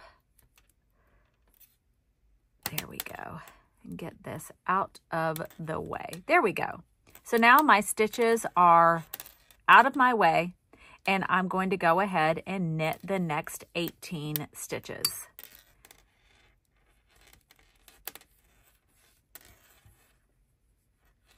And I like to make sure to tighten up this stitch.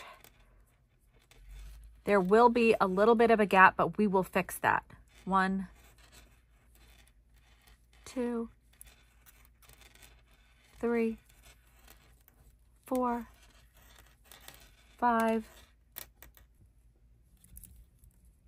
6, 7, 8, 9, 10, 11, 12, 13, 14, 15, 16, 17, and 18. And you guessed it, we're going to put the next 10 stitches on our holder. 1, 2, 3, 4, 5, 6, 7, 8, 9, and 10.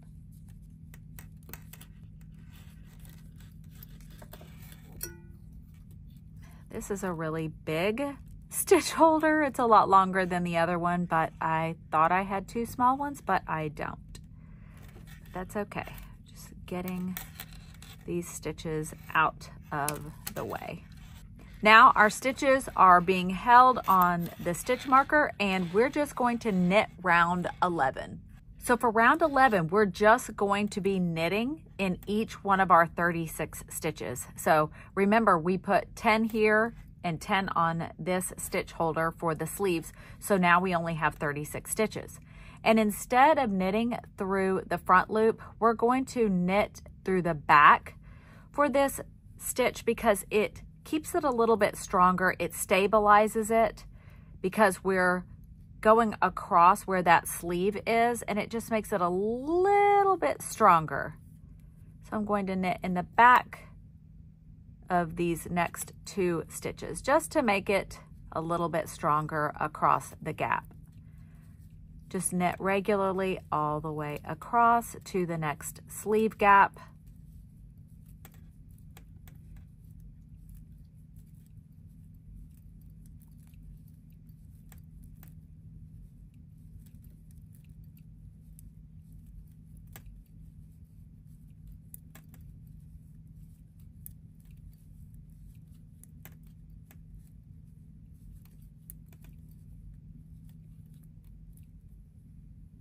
I'm going to knit into the back of this last stitch before the sleeve.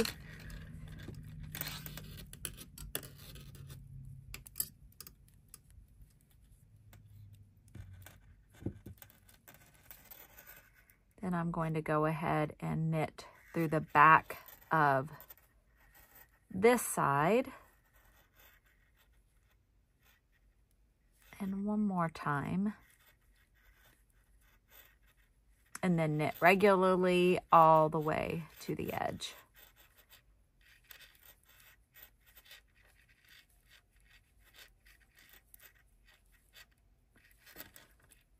It's not something you have to do, knitting into the back. It will stabilize that stitch a little bit, just because we have the gap between. And if there ends up being a little bit of a hole, that's okay. We can fix that after we add our sleeves. So no worries. And for this last stitch, I am going to go through the back.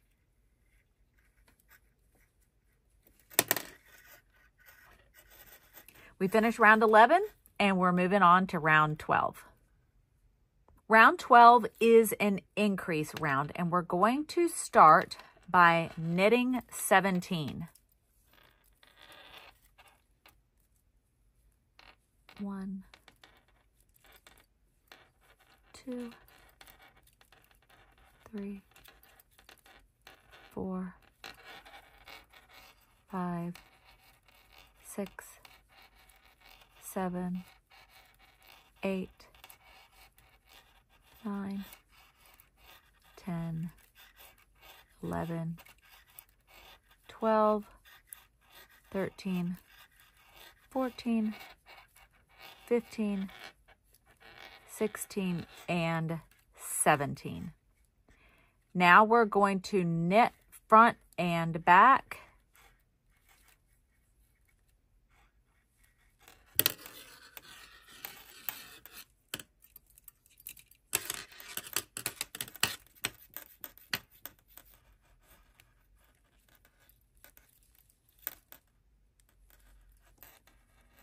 We're going to knit 1, and then we're going to knit in the front and back again. We're going to increase. So these increases are going to happen underneath the sleeve. So now we're going to knit 15. 1, 2, 3, 4, 5, 6, 7, 8, 9, 10, 11, 12, 13, 14, 15, and we're going to knit front and back. Going to increase right here. Now we're going to move on right away into round 13 because we're going to finish our increase under the sleeve.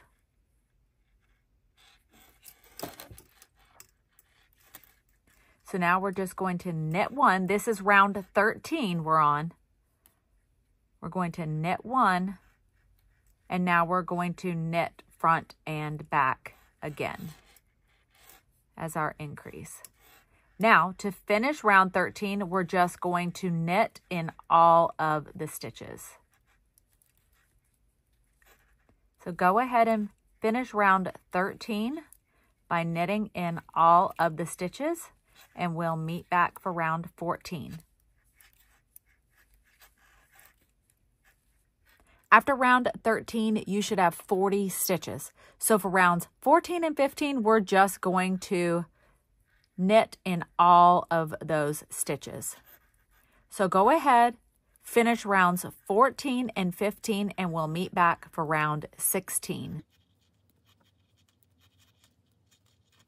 We're on to round 16, and this is an increase round. We're going to start with knitting 18. 1, 2, 3, 4, 5, 6, 7, 8, 9, 10, 11, 12, 13, 14, 15, 16, 17, and 18. Now we're going to knit front and back for that increase. We're going to knit 1, and then we're going to knit front and back again. So I've got to turn my work over.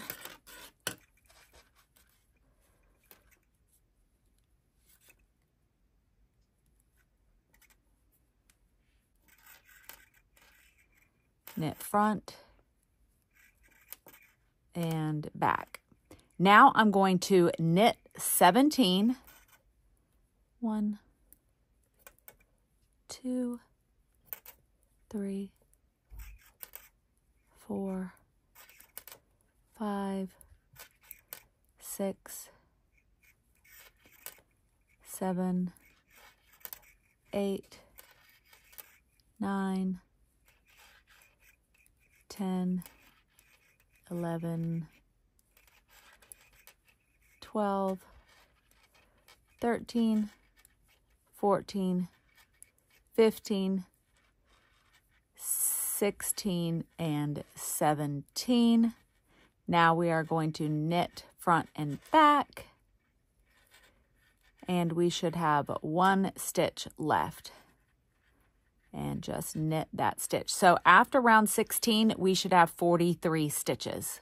For round 17, we're going to knit front and back in that first stitch. And then we're just going to knit in every single one of the rest of the 42 stitches. And at the end of this round, we will have 44 stitches in total.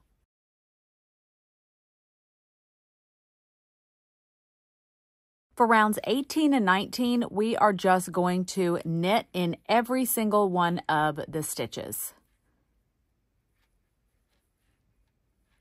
You should have 44 stitches at this point. Go ahead and finish rounds 18 and 19, and we will meet back for round 20. We finished round 19 and we're on to round 20, and we're going to start by knitting 20. And this is an increase round. 1, 2, 3, 4, 5, 6, 7, 8, 9, 10, 11, 12, 13, 14, 15, 16, 17, 18, 19, and 20. Now we're going to knit front and back. We're going to knit one, and then we're going to knit front and back again, which is on the opposite side for me.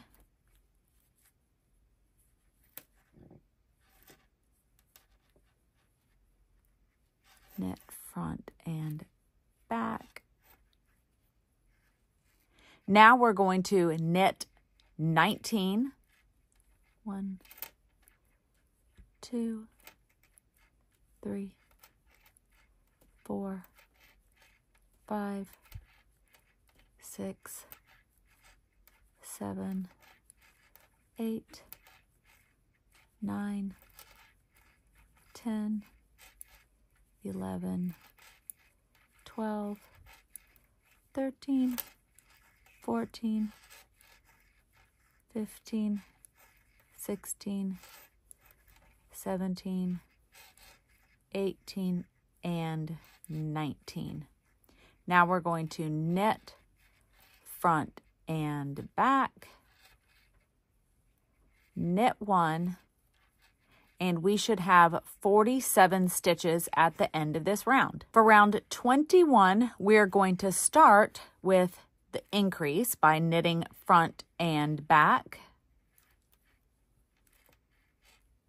And for the rest of the stitches, we're just going to knit.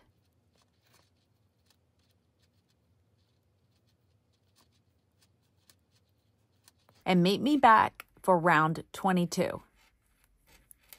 For rounds 22 and 23, we are going to knit in each one of the stitches.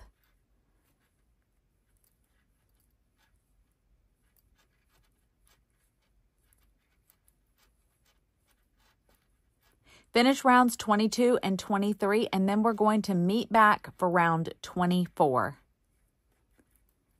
We finished round 23 and we're moving on to rounds 24, 25, and 26. And this is where we're going to be doing the ribbing, just the knit one, purl one ribbing. And at this point, you have the option to go down in your knitting needle size. I'm using 3mm needle, so I could go down to a 2.75 or a 2.5mm needle if I wanted to do that. So you make the decision whether you're going to stay at your current needle size or if you would like to go down to make sure that your ribbing is a little bit smaller. I'm fine with it the way it is, so I'm just going to knit one, purl one all the way around for 3 rounds. 24, 25, and 26.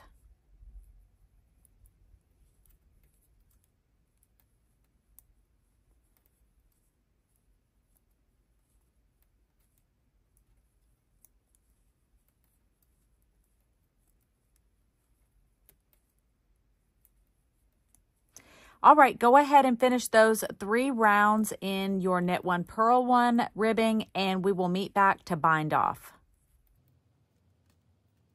We finished our 3 rounds of ribbing, and now we are going to go ahead and we're going to bind off. And I like to bind off in pattern.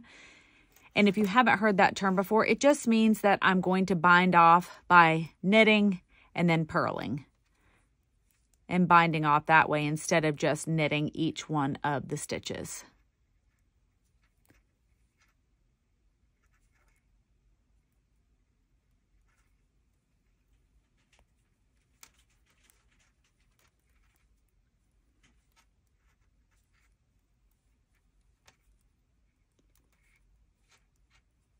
So go ahead and finish binding off, and we will move on to the sleeves.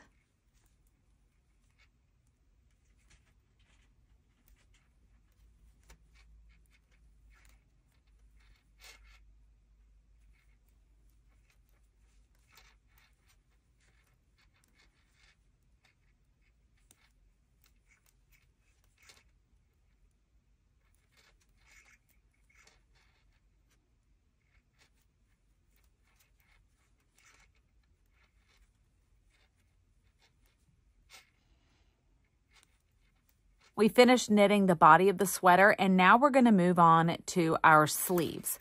And I'm going to go ahead and get these stitches ready to pick up. I will be glad to get rid of these stitch holders. And I like using double pointed needles for this, but these are 3mm double pointed needles. And I'm going to put 5 on the first needle because we have 10 stitches in total here. 4 and 5. And then I will put the remaining 5 stitches on the second needle. 1, 2, 3, 4, and 5. Now we're going to take our third needle and we're going to pick up 4 stitches from this bottom area.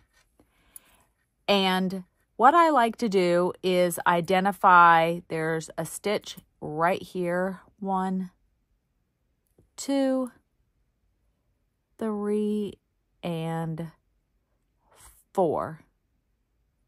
And I'm just going to do my best to pick up these stitches, and I promise that it's just going to look fine. This is a sweater for a little duck. It doesn't need to be totally perfect. So I've got my first stitch here on the needle. This is my second stitch here. There we go. Here's my third stitch and my fourth stitch. All right. Now I'm going to leave a long tail because we are going to use this to seam up any holes that are here at the bottom of right here where we've joined in the yarn. So we're going to go ahead and we're just going to knit around.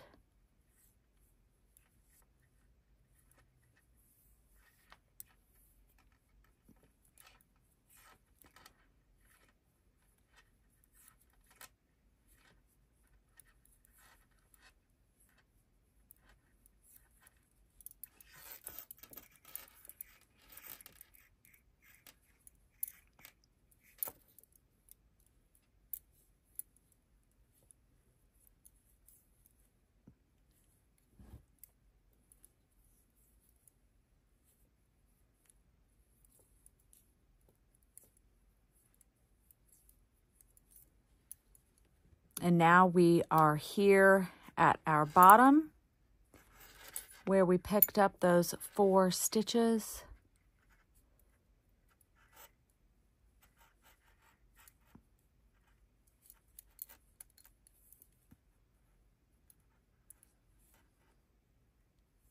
One, 2,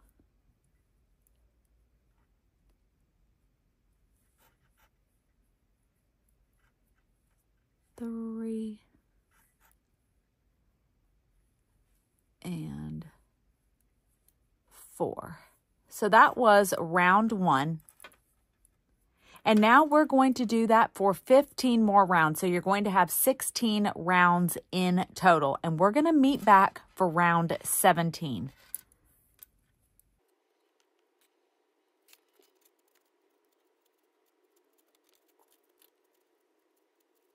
So we finished through round 16, and for rounds 17, 18, and 19, we are just going to do a knit 1, purl 1 rib for the little sleeves. It's optional also if you wanted to go down in knitting needle size for the ribbing. So just going to knit 1, purl 1 all the way around for 3 rounds, and then we're going to do the same thing that we did for the ribbing at the bottom of the body, and we will just bind off in pattern.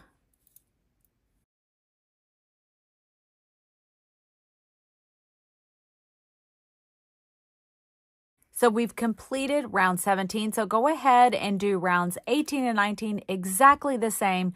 Go ahead and bind off in pattern and then repeat it all over again for the second sleeve. Your little sweater should be completely ready, and we are moving on to adding the charts. There are 3 different ones, and we're going to be doing it with duplicate stitch. The one that I'm going to show you how to do is the little crab, but there's also a little whale and an anchor. And all three of the charts are available in the paid pattern. In the free pattern, this is the chart that's available. If you've never done duplicate stitch before, it is super easy and it's going to work out great. You're going to need 2 different colors to be able to duplicate stitch our little crab, and one is red and one is black. And I've cut a length of about 30 inches for the red, and then for the black, this is probably about 12 inches, but I don't even need that much. You're also going to want to use a yarn needle. You don't want something super pointy. Now, what we're going to do is we're going to look for our center of our little sweater. And I'm not doing it very scientifically. I'm just folding it in half and eyeballing where that center is.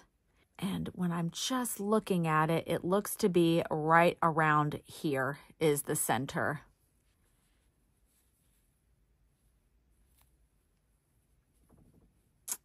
Okay. So what we're going to do is we're going to start at the bottom and we're going to work up. It works a lot better to do duplicate stitch this way than the top down. And what we're going to be looking for are for the V's of the stitches. So knit stitches look like this, and we're going to be working under these two. So this is in the center right here. And while I'm looking at my little chart, I'm going to be starting 2 away from the center. I'm also not going to start right at the very bottom. I'm going to go up 3 rows, 1, 2, and 3. So this is the stitch that I want to start in. So we're going to go below the stitch that we want to start in, and we're going to split that stitch in half. I'm going to bring up my yarn, going to leave a bit of a tail. Now you see the 2 legs of my V. We're going to be duplicating the look of that stitch. So we're going to go 1 stitch above to the V's of the stitch above, and we're just going to go all the way across. And we're going to try to match our tension of our knitting. Now I'm just going to go right back down into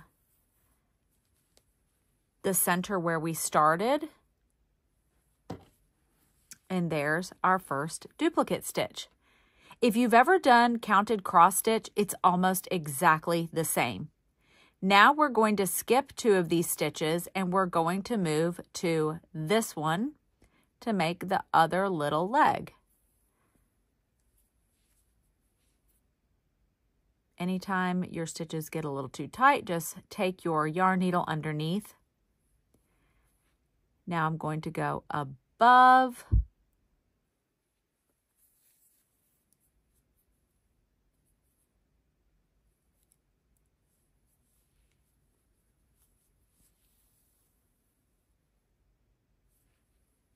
Now, since I'm on this right side, I'm looking at my pattern and I'm going to go over 3 stitches. So to right here.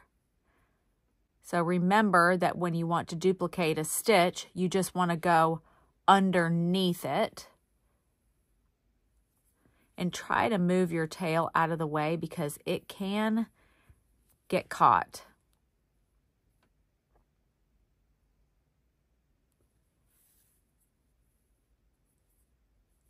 Now I'm going to go all the way across this line, looking at my chart.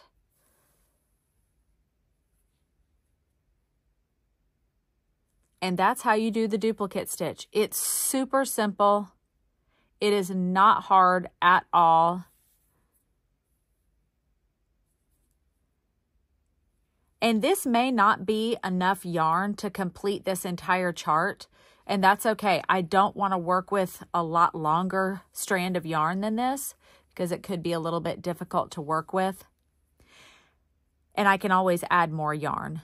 Now, I'm here at this stitch, so I'm just going to go into the little spot below.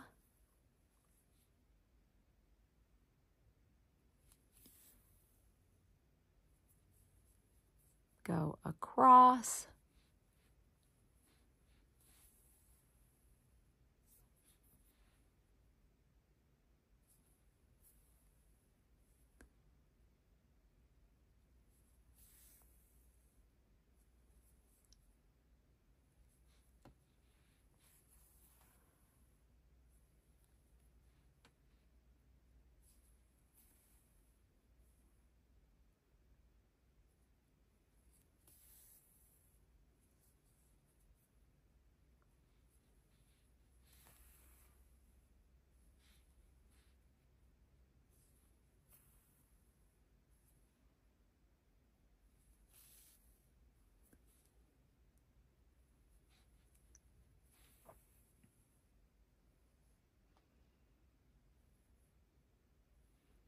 And then we have 2 more on this line.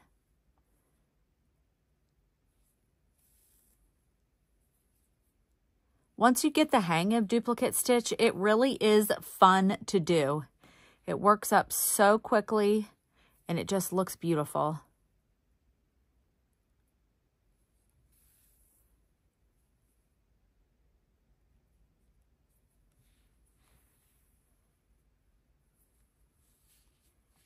Go ahead and just complete working on your chart, and we are going to move on to giving this little duck some pants.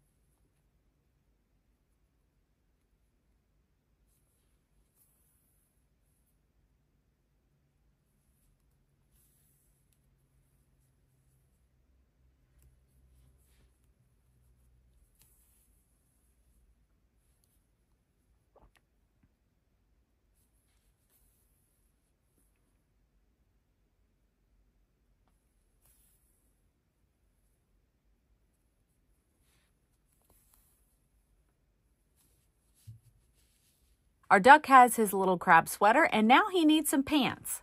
And we're going to go ahead and cast on 32 stitches. And if you watched my tutorial for the sweater, you'll know that I cast on 1 extra stitch to make it 33. Now I am going to divide this in half. 1, 2, 3, 4, 5, 6, 7, 8, 9, 10, 11, 12, 13, 14, 15, 16.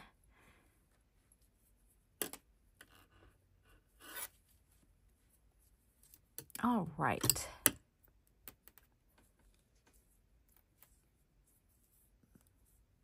Let's make sure that our stitches are not twisted.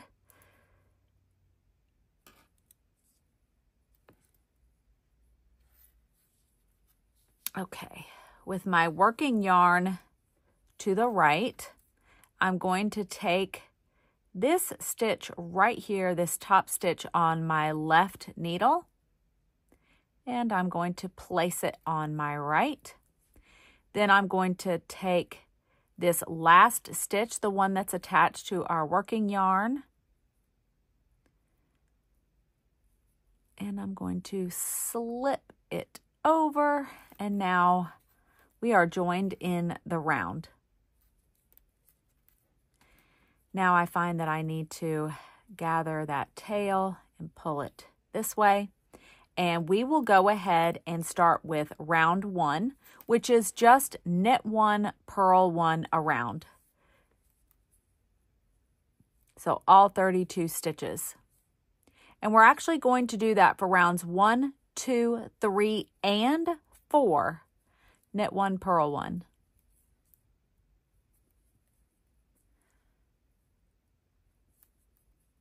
Go ahead, finish rounds 1 through 4, and we'll meet back for round 5.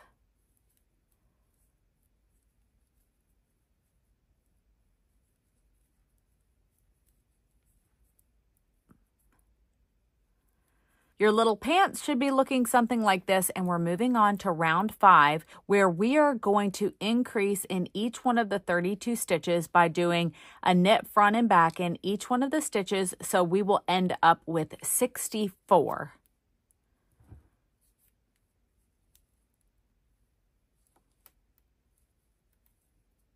One,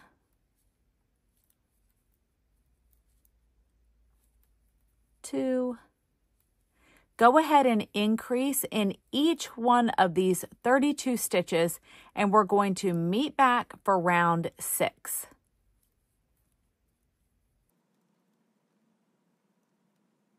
We're moving on to round 6, 7, 8, and 9, and we're just going to knit in each one of our 64 stitches.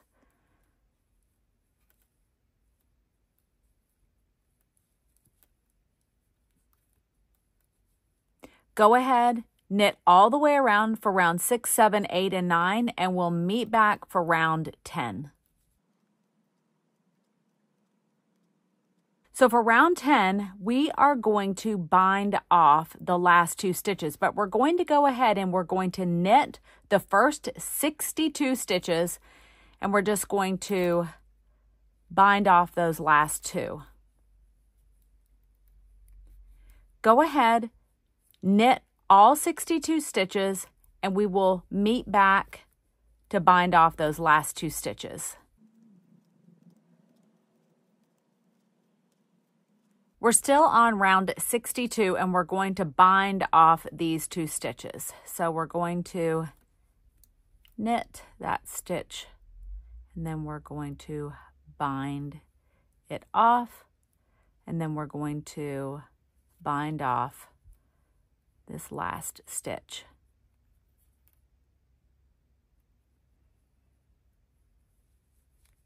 Now we're going to go ahead and move on to round 11 because we're going to be binding off the first 2 stitches of this round. And the best way I found to do that is to slip that last stitch onto our left-hand needle.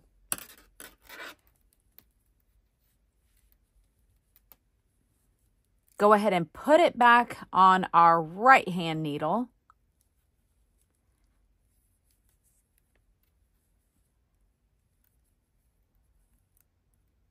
Knit that first stitch in the round, bind it off, and do that for the next stitch. Now we're just going to knit the rest of the stitches for round 11, and then we'll meet back for round 12. So we just finished round 11, and we are at the point where this is where we bound off those 4 stitches. And what we're going to do now is we're going to make 4 stitches. So we need to replace them to close up that gap. And the way that I like to do it is I just take my thumb, wrap it around, put my needle, stitch 1, wrap it around, put it on the needle, stitch 2, wrap it around, put it on the needle, stitch 3. Let me gather my yarn back up, wrap it around. So we've made 4 stitches here, and we're going to turn our work, if you're working with a magic loop here, and we're just going to knit the rest of the round.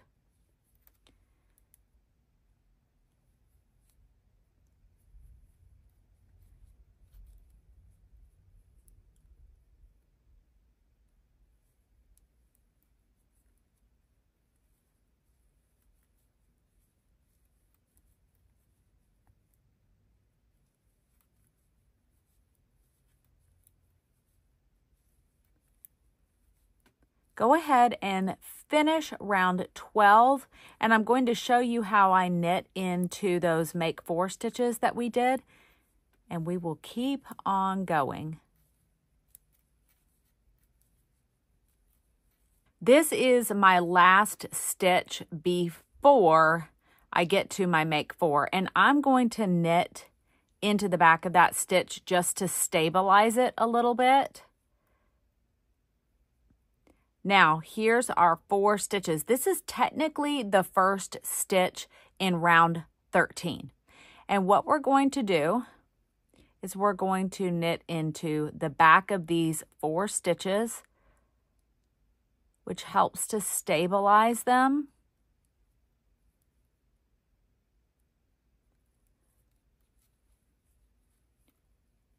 One, I cannot see them. There we go. And these stitches are pretty tight. 2,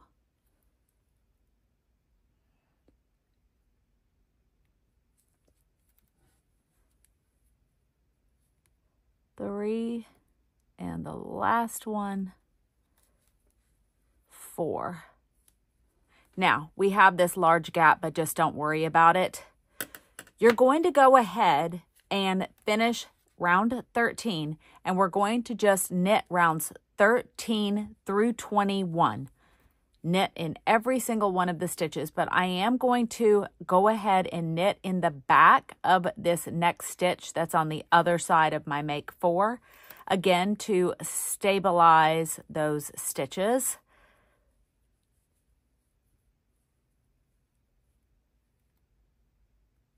So go ahead and finish rounds 13 through 21, just knitting every single stitch, and then we'll meet back to separate the legs. We're moving on to round 22, and this is when we're going to separate the legs for our little pants. And what we're going to do is we're going to knit the first 2 stitches here so that we're in the center of our tail hole. So we're just going to knit 2 to begin with.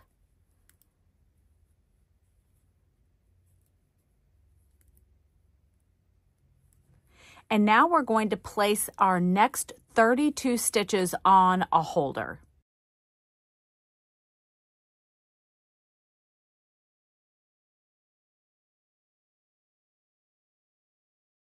So now I have one leg separated over here, and my stitches are being held on my little stitch holder, and I've got the rest of my pants. There's 32 stitches left over here that we're going to work over. I'm going to continue using the magic loop method, but you could use this with DPNs as well. Now I'm just going to knit the rest of these 32 stitches.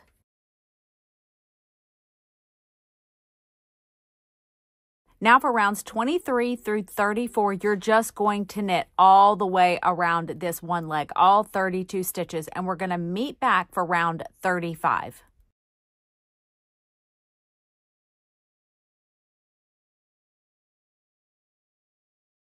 Your duck's pants should be looking a little something like this, and we're moving on to round 35. And we're going to do knit 2 together, and then we're going to knit 2. And we're going to repeat that all the way around. So we'll end up with 24 stitches. So we'll just knit 2 together.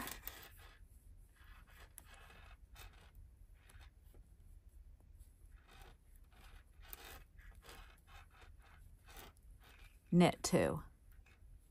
Then we will knit 2 together,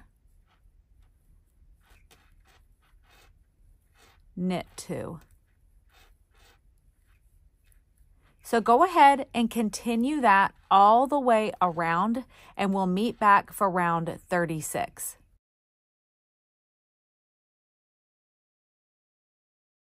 So after round 35, you should have 24 stitches, and for rounds 36, 37, and 38, we're just going to knit 1, purl 1 all the way around.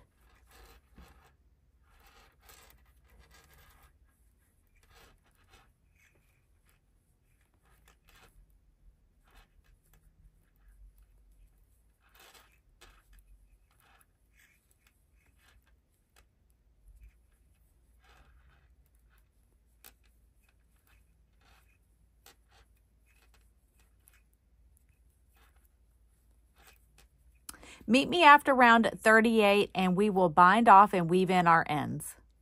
Now that you finished round 38, we'll go ahead and we're going to bind off in the pattern. So we will knit our first stitch. We will purl our second stitch. And then we will bind off.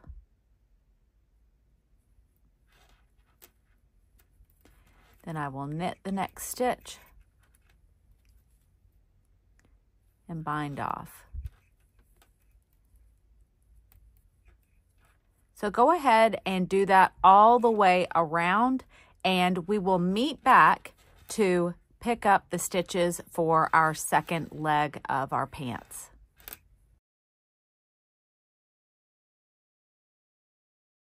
You finished your first leg of the pants. Now we'll go ahead and take the stitches off of our holder and put them on our needle, whether you're using the magic loop or double pointed needles. So now you should have all 32 of those stitches back on your needles, and we're going to take our yarn and we're going to join it in. Now I'm going to leave a nice long tail, that way I can sew up the little gap that we're going to create by adding our second leg here. And we're just going to knit all 32 stitches in this round, leaving that nice long tail there.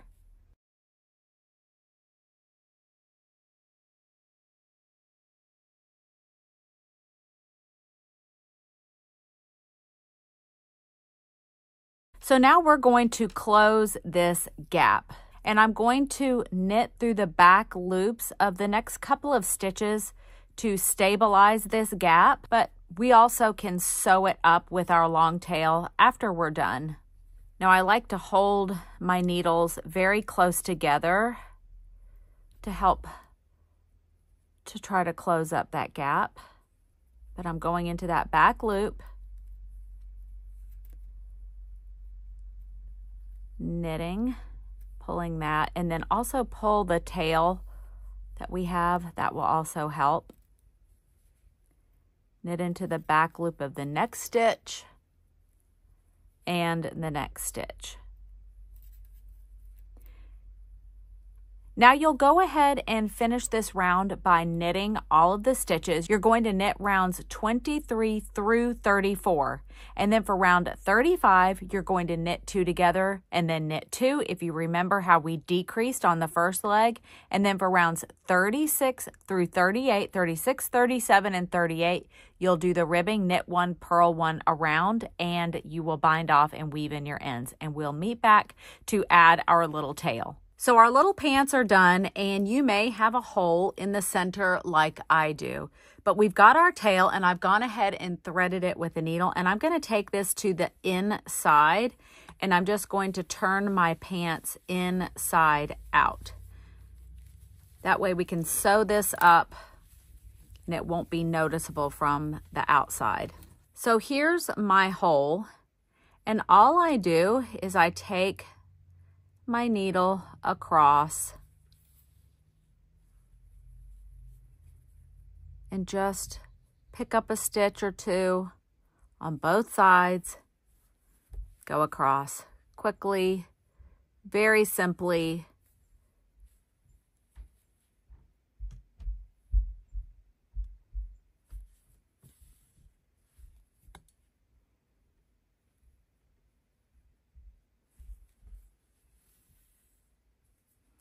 Until I feel like there aren't any holes. And the good news is this is at the center of the legs. You're never going to see this anyway, so it doesn't need to be perfect. But I do like to go ahead and close it up, and then I'll weave in my ends. And let's move on to the hat. Actually, we're not going to move on to the hat. We're going to move on to attaching the tail. It's time to go ahead and add our tail to our duck. I just like to take the inside tail that we used for our magic ring, and we'll use it as a little bit of stuffing. And if you have too much, just trim the excess off. And we're going to use the pants as our guide. So I just put the pants on the little duck. I get out a pin and I stick the pin right there. And then that way I can take the pants off and add the tail without having to worry about the pants. And if you remember, our tail has a longer end here and a shorter end here. And so we're going to look and just make sure the top part, the short end, is going to go on the top and the bottom is going to go on the bottom. So for me, it goes exactly like this. And I'm going to stick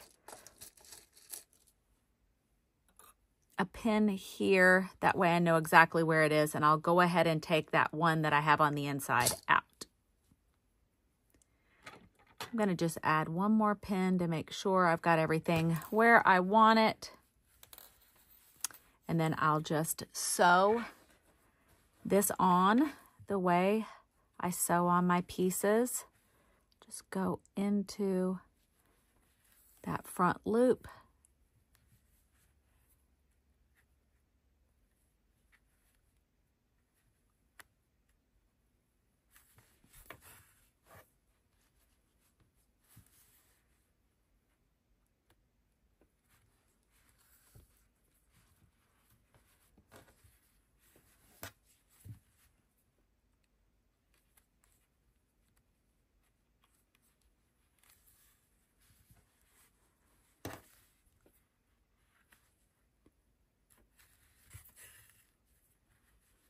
All right, I can take these pins out because we're pretty secure now.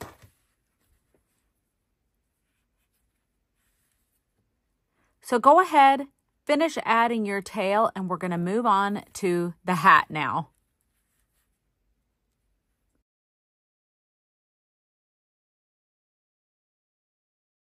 It's time for our little duck to get his hat, and we're going to start off by casting on 52 stitches. And for the hat, I do like to use double pointed needles because we're going to be decreasing all the way down, and I find it a little bit easier, but you're welcome to use the magic loop if you like that better. And the easiest way I found to know where to put your slip knot to begin casting on is I just wrap the yarn around the needle as many times as I'm going to be casting on, which is 52 stitches.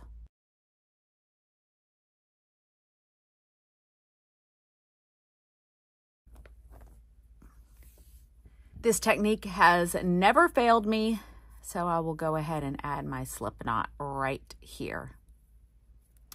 And we'll use the long tail cast on, and I'm going to cast on 52 stitches plus 1. Because of the way I like to join, I always add 1 extra stitch.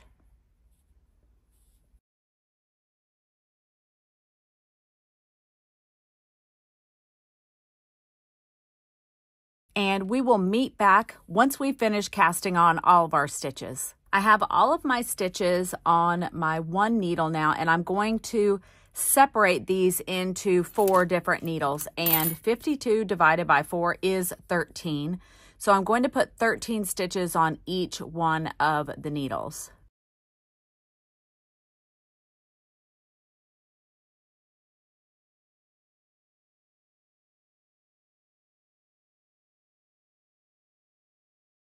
Okay, the first thing that I want to make sure before I join in the round is to make sure that my stitches are not twisted. And the way to ensure that is not happening is you look here at the bottom, and I can see that that's all the way across in the same direction. We're going to go ahead and take this. This is the slip knot that we started with, and I'm going to put it on my right hand needle. And then I'm going to take this last stitch, which is attached to our working yarn, and I'm going to place it over the needle and try not to lose that first stitch that we put. This can always be a little bit tricky. There we go. And then I'll just tighten up here. And now we are joined in the round. For rounds 1 through 14, we're going to do a simple ribbing of knit 1, purl 1 all the way around.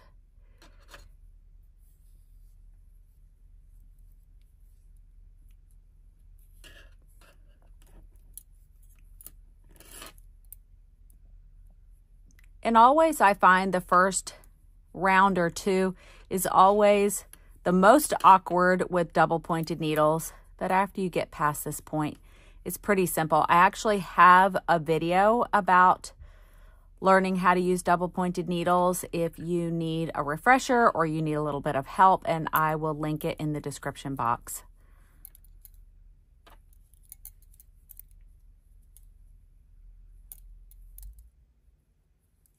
And I just go slow this first round, making sure everything is stable, making sure I get all of the stitches correct and nothing falls off the needles. But it's okay if it does.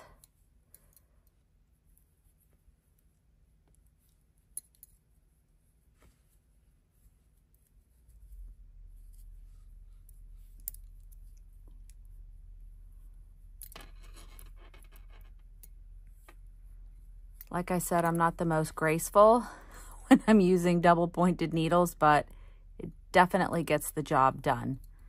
And after I get past this first round, we will be good to go. Now, when I start this next needle, I make sure to tighten up.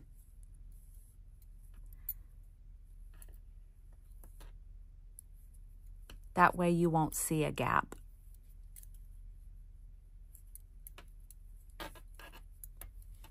And I'll finish this round with you. And then I'm going to let you finish rounds 2 through 14 on your own. But we'll do this one together. I'm going to put my stitches back a little bit there. They were about to fall off the needle, and that is no fun when that happens.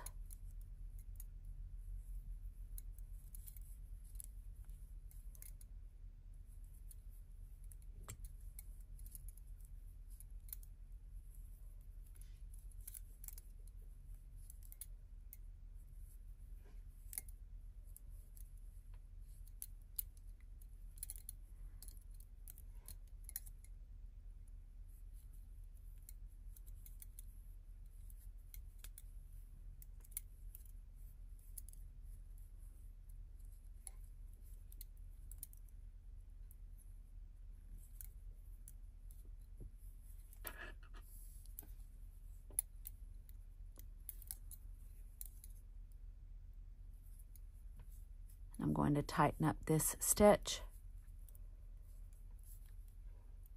and I'll even tighten up this next stitch. And I'll knit the rest of the needle normally with the normal tension.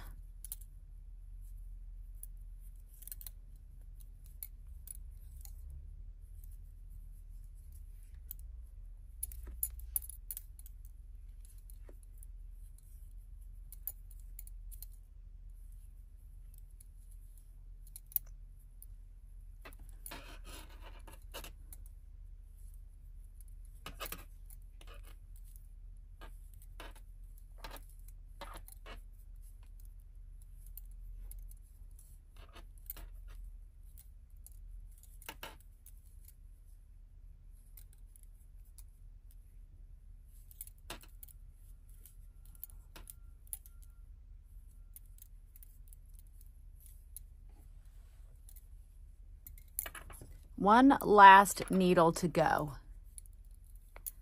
for this first round, that is. I'm going to tighten up. I'm going to move my stitches to the middle of the needle of the last one. Make sure all of them are in the middle.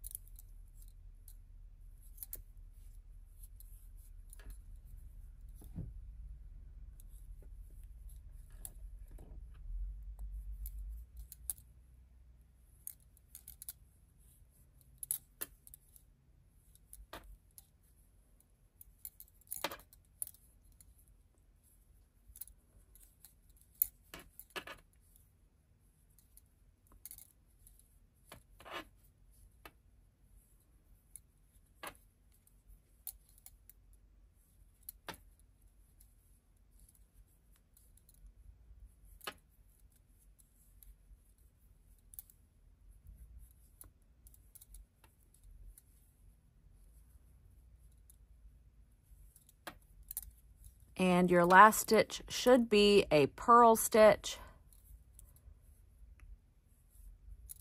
There we go. Now go ahead and finish rounds 2 through 14 of your ribbing, knitting 1, purling 1, and we will meet back for round 15. Your hat should look something like this, and we're moving on to round 15. And what we're going to do is just knit all the way around. And what we're going to be doing is alternating a knit only round with a decrease round. So we're just going to go ahead and knit all the way around round 15.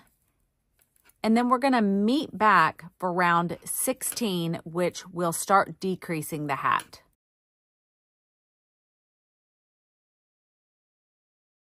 Now we're starting round 16 and we're going to start decreasing. We're going to knit 11 and then we'll knit 2 together. 2, 3, 4, 5, 6, 7, 8, 9, 10, 11. Now, I only have one needle here on this last needle, so I'm just going to put it over here on this needle. So now we're going to knit 2 together.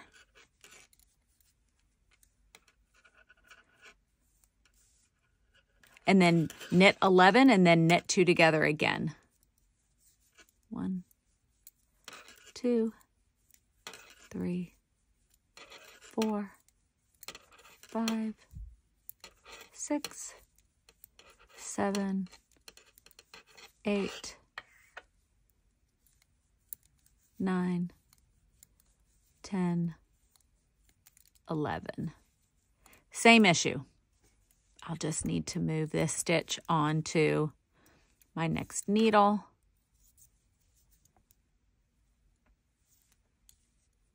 And you'll just repeat this 2 more times. And at the end of this round, you'll have 48 stitches and we'll meet back for round 17. For round 17, we're just going to knit in all 48 stitches.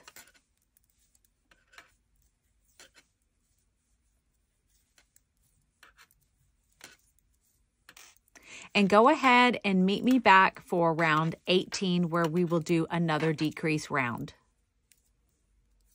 For round 18, we're going to decrease and we're going to knit 4 and then knit 2 together. And at the end of this round, you'll have 40 stitches. 1, 2, 3, and 4. And then we will knit 2 together. And repeat this all the way around and we'll meet back for round 19.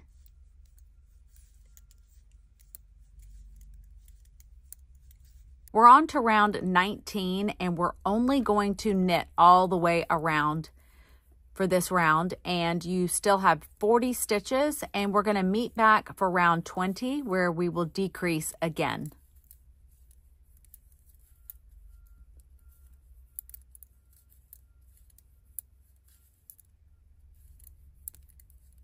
We're on to round 20, and this is another decrease round. We're going to knit 3 and then knit 2 together.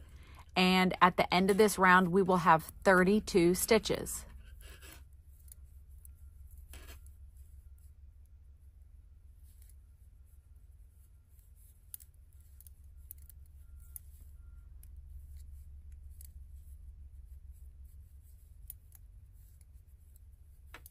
We're on to round 21 and we're just going to knit in all 32 of those stitches.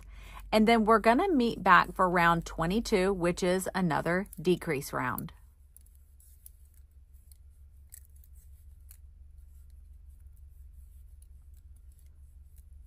So we're on to round 22 and we're going to be decreasing. So we're going to knit 2 and then we'll knit 2 together. And at the end of this round, we'll have 24 stitches.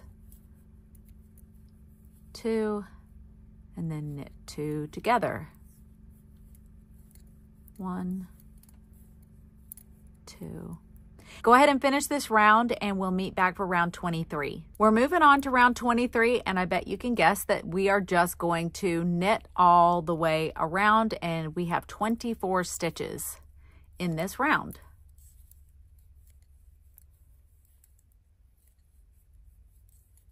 And we'll meet back for round 24. We're on to round 24, and we're going to be decreasing, but we're going to repeat exactly what we did for round 22. So we're going to knit 2, then knit 2 together, and at the end of this round, we'll have 18 stitches.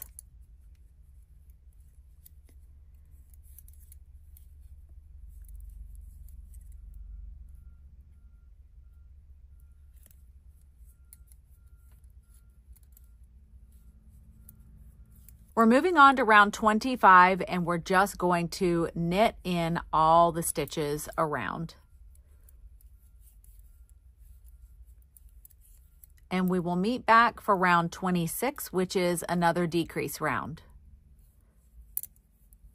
We're on to round 26, and we're going to knit 1 and then knit 2 together. And we're going to do that all the way around, and we're going to be left with 12 stitches.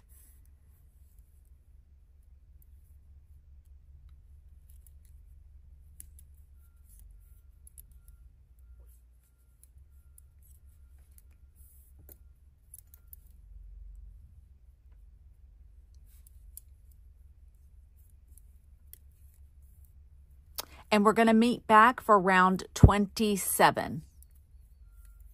For round 27, we are going to knit in all 12 stitches around. And then for round 28, that's our last decrease round.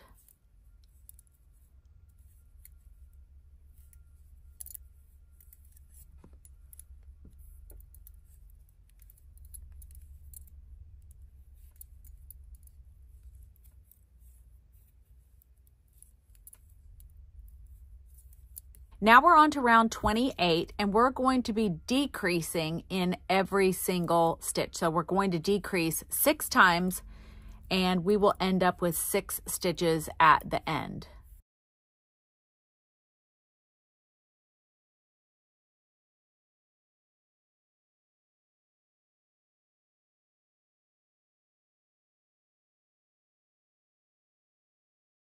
Now we're on to round 29, and you should have only 6 stitches, and I did take out one of my needles just to make it a little bit easier to manage. But we're just going to knit all the way around, and make sure not to bind off because we're going to do it a little bit differently. And I want to make sure to be able to show you how we're going to do that.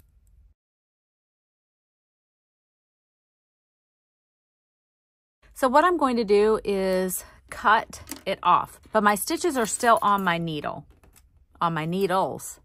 And I'm going to go ahead and thread my yarn onto my yarn needle. I'm going to take each one of these stitches and place it on my yarn needle.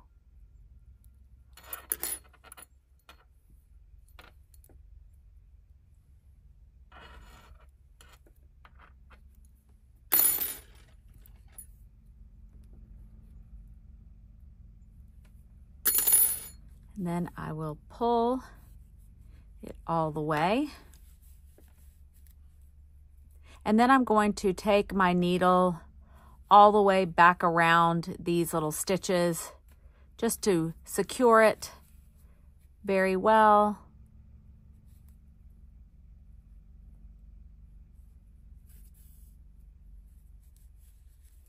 There we go. And then I'm going to take my needle back down inside, and I will weave in my ends.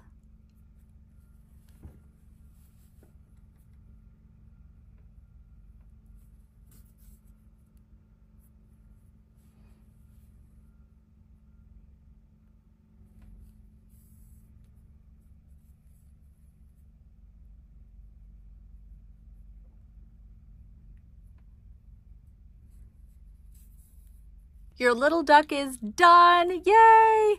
The little hat has a little point on the back of it, and I think that looks really cute. So I hope you enjoyed making your little duck. The last things that you might want to do are, I'll show you on this duck without his hat on. You can add little eyebrows here, and I added a little bit of white embroidery floss underneath the eyes and some pink cheeks. And I have a video tutorial for how to do that, and I'll link it below as well. But that's it. I hope you enjoyed crocheting and knitting your duck. And if you end up making one, make sure to tag me at Elise Rose Crochet on Instagram and Facebook. I would love to see your little ducks.